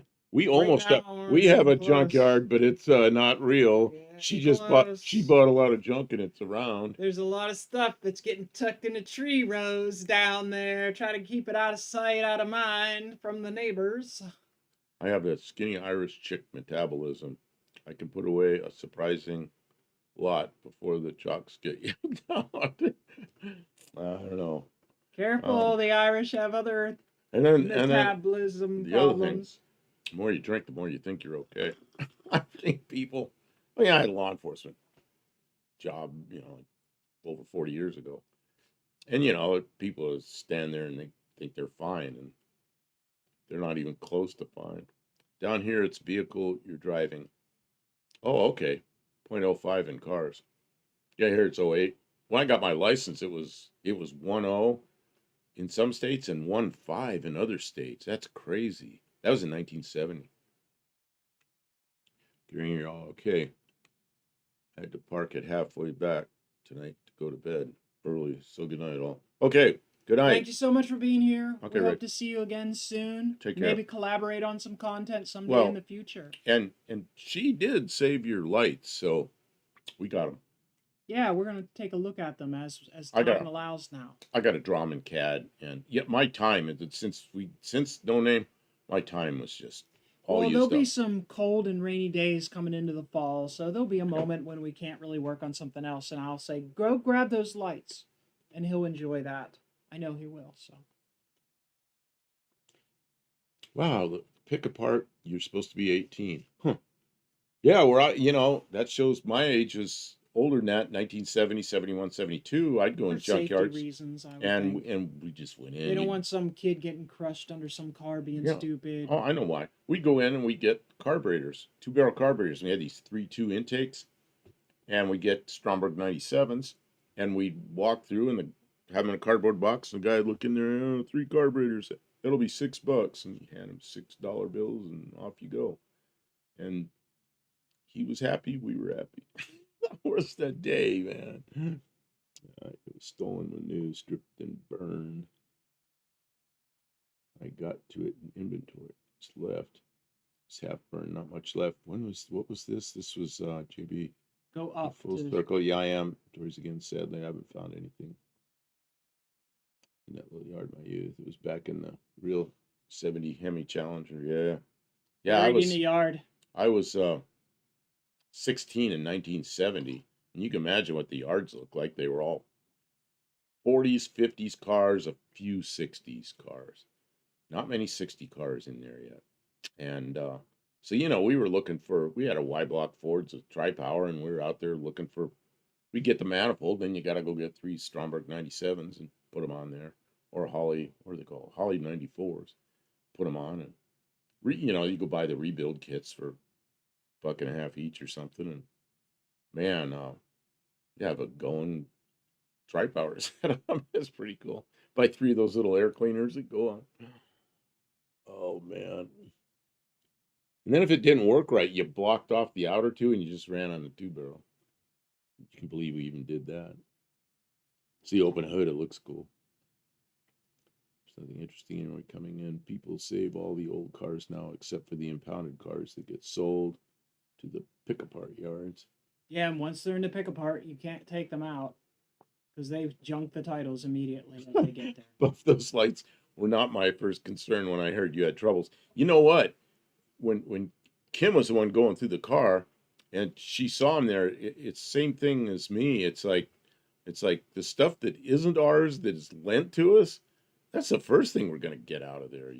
Anything that could be bought easily and replaced at the store tomorrow morning with just money, I wasn't worried about. But it was like, I can't get another set of those lights, and they don't even belong to us because we had limited time. We were in the median of the major highway. There's a huge pileup. There's police and emergency vehicles all over the place. It was like, what can we carry and put in the Dart to take with us? Because we didn't know if we'd ever see his car again. I know I was trapped in the vehicle right away. I can look out the windshield. The car's backwards. I'm looking at the cars coming toward me, and as far back as I can see, which is a couple of miles, all I see is cars stopped. And I'm like, oh no, I'm in this. I'm usually the guy out in the traffic jam, annoyed that I'm in a traffic jam. I'm sitting there going, all these people are stuck in this because of this accident. Oh well.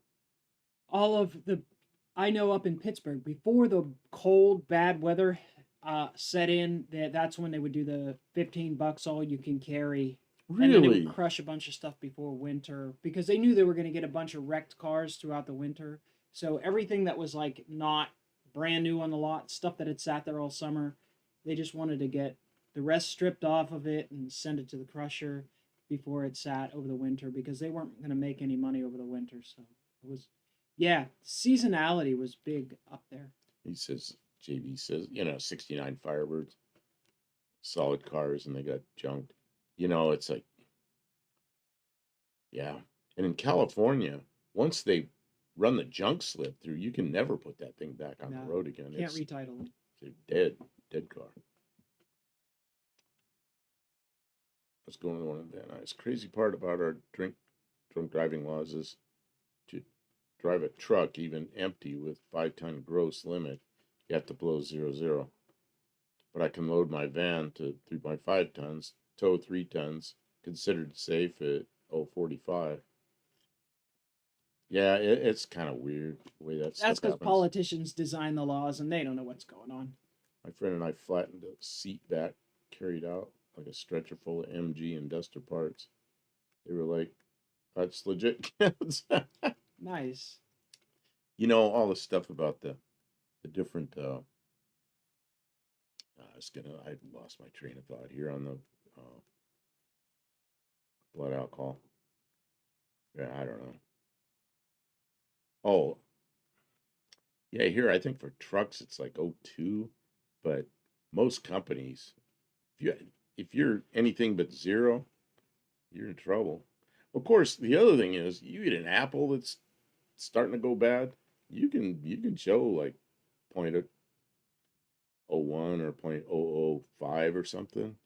So, and you won't feel that. So I don't know if 0 is good.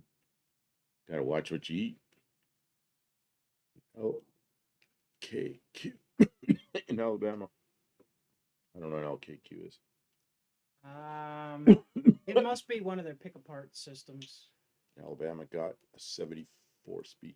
Ah, shit. Back to this. I didn't take the cough drop soon enough. Hate seeing viable project cars in the junkyard. Yeah. Oh, this was when Pick Your Part was still LKQ. So LKQ is the old Pick Your Part. I'm on. Take a minute. It's okay. Guys, he needs a minute. When I watch Junk Car Willie, I don't know how many of you watch Junk Car Willie walking through all these junkyards, but they have areas in the junkyard where they have cars with titles, and that's pretty interesting to watch him walking through those places. Oh man, he finds good projects. If we needed projects, we could talk to him. The Although only the thing is, northern cars are he's rough. in West Virginia and He goes all over. Southern Ohio, mostly recently. But yeah, he goes all over the place. He goes all over Texas and down here and everything. But recently, he's been up there where he lives, and there's a lot of rust up there. But there's still Rust is yucky. you can still find cars that are. Oh, he had 2 of them. That guy was looking for taillights for a 2-seat Thunderbird. Like an 02 or 03. There were 2 of those 2-seat Thunderbirds in there, and they weren't rusty at all. Man, my throat's killing me. I'm gonna start sneezing. Yeah. I'm sorry. That car is fast. That one behind us. That car pulls the front wheels. It was fun to see that go. He beat Dallas. Not by much, but he beat Dallas, and Dallas's car is fast. Dallas knows how to hook a car up. Man. I don't know, 73 455 Trans Am complete car that needed a rest of it. Yeah. I'm sorry, my throat's just killing me. I like Willie though. Most of the projects he finds are just beyond my capability to fix. I think a lot of the stuff that he finds are ex-dreamer projects, stuff that was never going to get finished, but someone thought they could because they didn't really know what it takes. And like, I kind of know what it takes, but time is very, like, I did not realize it would take all summer to get my Dart to where it is, but it still wasn't able to go down the track because it wasn't really done. And like, I thought we could given ourselves plenty of time to sort it out, but we didn't really realize about the rear main seal until days before the event, and we didn't know how bad it was What do you mean a until we started traveling. plastic car like the T-Bird? The only plastic on that T-Bird is that Nose. fiberglass scoop, backward scoop. Um, He's just taking a lot of weight. There's no seats in it. There's no. I mean, it's really lightened up. I don't know what it weighs, like 23 or 2,400 pounds, something like that. Well, this is a big block, isn't it? And this is a Dart engine. It's a clone of a big block Chevy. Yeah, that thing's crazy. Lot of cubes. Okay, let's see. JB, when I had my yard, I ended up going to salvage auction in a blizzard. That must be fun. I ended up with a 17,000-mile original 69 Stingray convertible with a 435 horse, 427, and a 4-speed. This was in 2001, hit in the front. Nice. When you go out in a blizzard, you might get lucky. You might find the one. Tavo asked, sorry if I'm bringing up any repetition. Well, it is repetition because we've kind of been talking about it the whole thing, but the car is not going to probably come home. The car is kind of funny. I went to a towing yard. It's locked in there. And then they let me in to get my things out of it because I had a floor jack and a lot of stuff in there. So I drove the Jeep up there and got all my stuff out of it. So I was letting Kim know that I was there and everything. So I'm standing like 10 feet from the car and I pick up my phone and I call Kim and nothing's happening. And I hear a phone ringing and it's inside the car. It's the infotainment center in the car. So I run around the other side. By then she's answered. So I'm yelling in the window at her because the infotainment center still works. The other thing about that infotainment center is this extreme crash. Just the most violent thing you can imagine. Finally, everything stops, and I'm sitting there trying to figure out how to get out of the thing because the doors won't open. And the infotainment center lights up with a big red cross. And this woman goes, 911, what's your emergency? Were you in a crash? Or were you in an accident? I'm like, I didn't call it. So it somehow, maybe the G-forces of the impacts or something, called 911. Oh, because it deployed your airbags. Oh, maybe it's because the airbag deployment. I don't know. But it called 911, and I sat there and talked to her. And I couldn't shut the car. I couldn't turn the phone call off. She finally hung up. And it's a push button start. I couldn't shut it off. What it turns out that was the lower control arm had been ripped loose, torn in half, pulled the axle out of the transaxle, and the car then doesn't know if it's in park, and it wouldn't turn off. Tow truck driver, I think Kim thought she turned it off, or maybe did, but the tow truck driver said that they were still struggling trying to get it turned off, but they turned it off. So yeah. And then when I got there to the tow yard, I pushed the button without my foot on the brake, which is like the accessory side, so I could put windows down and stuff to reach in and get things out because I couldn't get the back doors open. But no, there's not one straight panel on the car. Suspension's ripped out from under on one side, and it's it's an 8-year-old car. It's a goner. It's if that were a brand new car, it would be totaled. Yeah, it's pretty bad.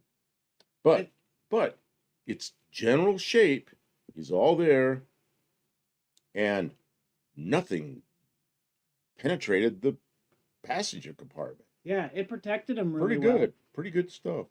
I think Dallas's car is all metal. I don't think Dallas had any like aftermarket fiberglass panels on his car, but the nose is sort of plastic and foam or whatever, more modern than Ford composite this car. So yeah, I'm sure this car is heavier than Dallas's car, but Dallas is,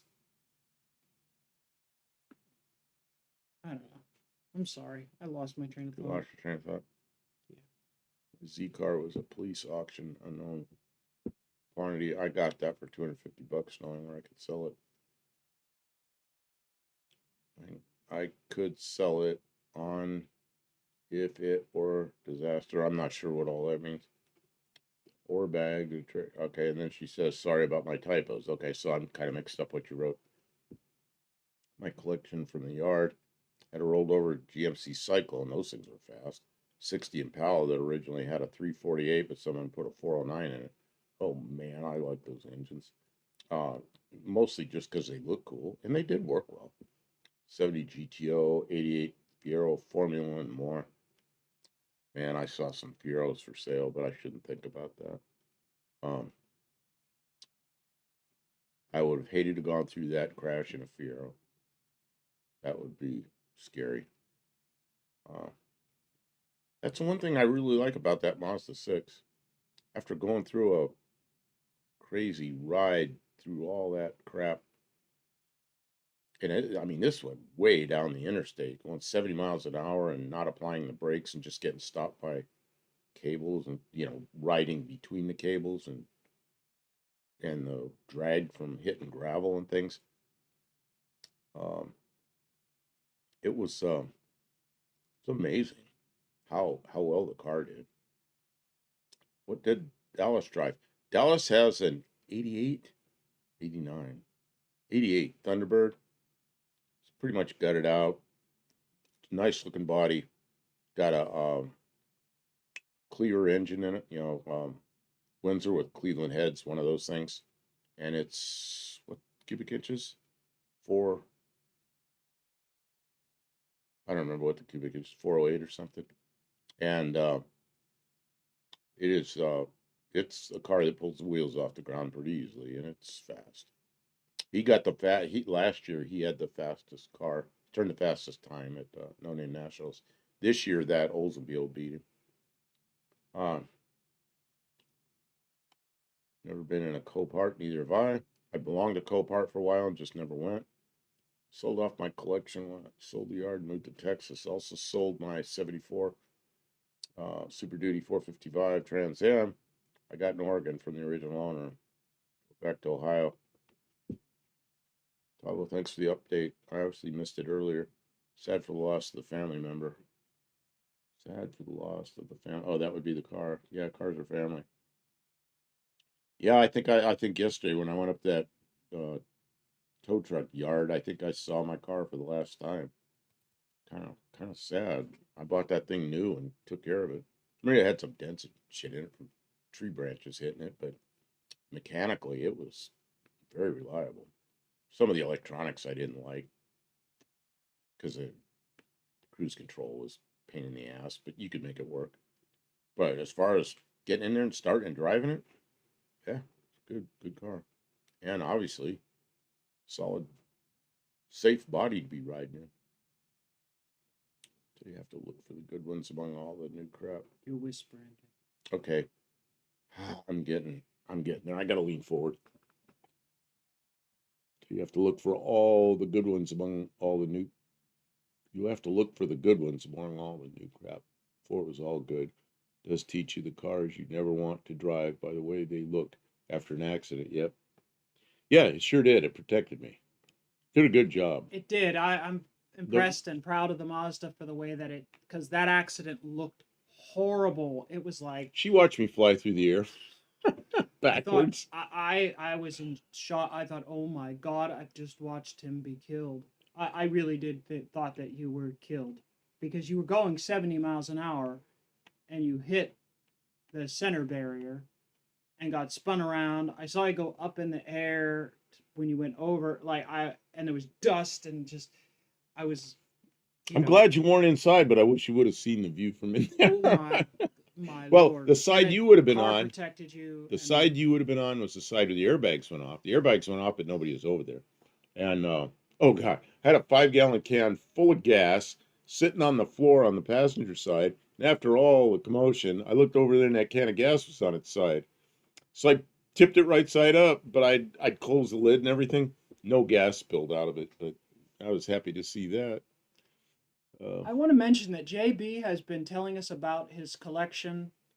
I'm reading it, but I'm missing some of them. I'm sorry. There's a lot of conversation about the topic of the accident because Tavo is a regular here and asked, and we know he's from Australia and he doesn't always catch the beginning of the stream. So thank you for being here, Tavo. He comes in on his lunch. He always comes break. in late. Yeah, comes in his lunch break. And JB was telling us about he sold his collection. He sold his yard and moved to Texas. His 74 TA. He had what else was he telling us about? Black car with a 4-speed, no AC, terrible car to have in Austin, Texas. Yeah, you can't keep them all, especially when you're making a big move. He says he has a friend who has 2 Fieros for sale, an 88 Fiero Formula with factory T-tops and an 88 base Fiero with only 55,000 miles for sale. Wow. So if anybody's looking for Fiero, JB, get it, or JB, not JB, but JB. Because we have a friend who's JB Little Shop. So Jay knows a guy who has some Fieros. You can get in touch with him. Now, you like the California gas cans, huh? Well, I'll tell you, that gas can was very modified. I drilled holes in it, put a vent in it, and I cut all the safety stuff off so we could unscrew it and make it work. And yeah, it was closed. Got lucky.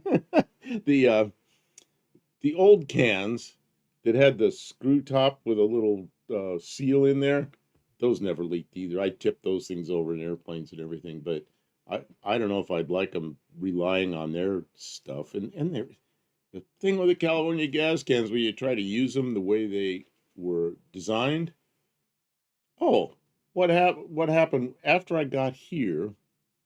Oh no, that wasn't a gas can. I ended up going to a gas station. The gas pump didn't shut off, and about a gallon or two of gas came out of the filler before I could get it shut off, and just soaked my shoes with gasoline. So I drove back home, took my shoes and socks off outside, let them sit out there, washed my feet with Windex, put clean socks, different shoes on, and took off and went up to Kentucky. So that wasn't a gas can, but yeah, the old gas cans that had a little yellow plastic thing with a seal on it, those things were great. You know, and I never spilled gas all over, but the California gas cans, man, I have had big spills with them just trying to use them the way you're Curse supposed you, to. California! Oh, You're dumb gas nozzles. we put gas in her car when she ran out, and she tried to do it with the California gas can. She had gas everywhere except in the tank. I have a last name too, but hard to pronounce. It's okay. Let's try this. Boso Bosoleo. Oh, he's gonna tell me how to pronounce it now. Now I like JB just fine. Yeah.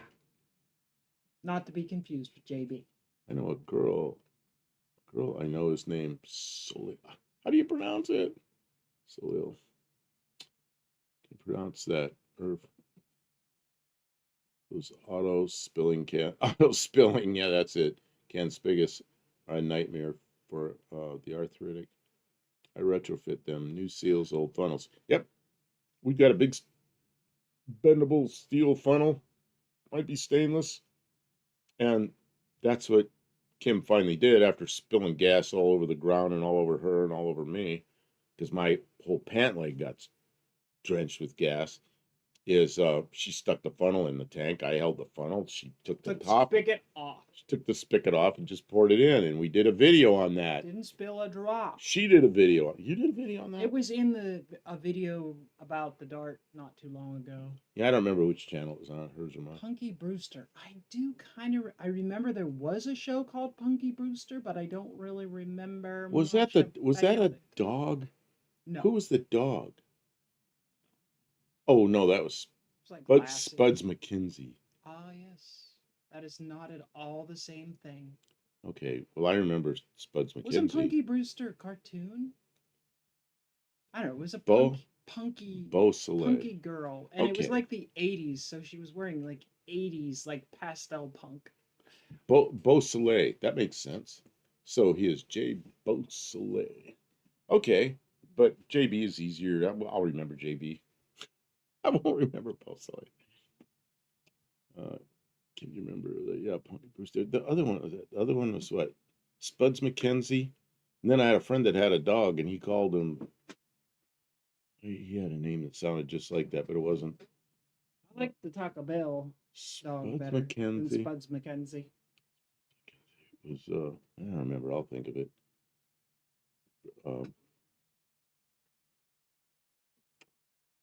Something he called his dog McBrewski.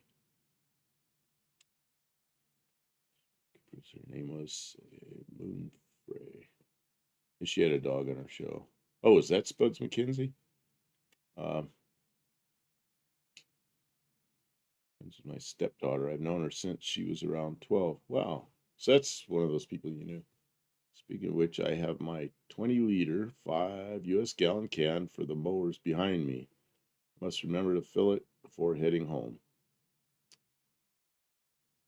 Do they have all those safety cans there with all this stuff you can't make it work? A little short nozzle and guaranteed to spill everywhere. Safety, safety, safety, safety. That can't possibly work. If they're still available, the hack is the gas can repair kit. Has gaskets, lid, and funnel. You know what? I've seen those uh, in Amazon, but I never bought one. Yeah, so Mexican Spec always talks about these people he knew because he lived in that area and knew a few of those people. They went to high school together. Because Mexican Spec's actually great portion of his life he was a U.S. Spec, and he's still U.S. Mexican both.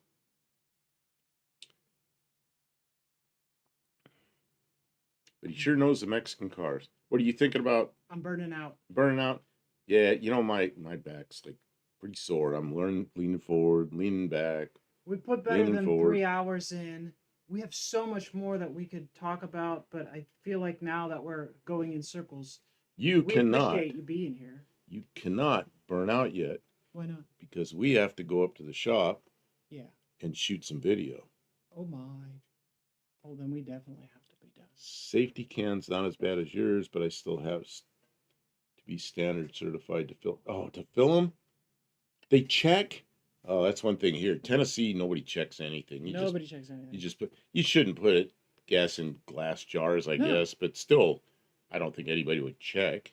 You'd have to be doing something pretty blatantly bad for them to stop you. Yeah. Like So, filling a kiddie pool in your trunk or something like that. oh, I've seen sketchy stuff. You know the guy draining the guy next to us with the 260Z draining his gas tank into a. Was that a tray you gave him? It was some kind of a thing. Else. And then he kept pouring it into my can until my can was full. He had 93 octane that had so much crud in it, it was getting caught in his filters. So he drained it out, put new gas in. Well, then I ended up with that gas, and that was the can that was with me when I had the crash. All right, everyone. It's crazy. I'm gonna wrap it up. I thank you everyone for being here. Thank you to our moderator, Mexican Spec, everyone who made conversation, made comments, who followed along and listened. So many well wishes on the internet. It feels good to know that there are people out there thinking about us and who care about our well-being. I'm glad that we were able to be here to tell you the tale. And we will be in the shop this week. By the end of the week, we will be doing lives from the shop starting at 10 p.m. Central again. I don't know if Thursday or Friday will be the day that we start doing that again, but we will be around. And we will always be here on Tuesdays at 7 Central. So, yeah, we'll be here. We can do it again soon. Thank you, friends. And I think that's it.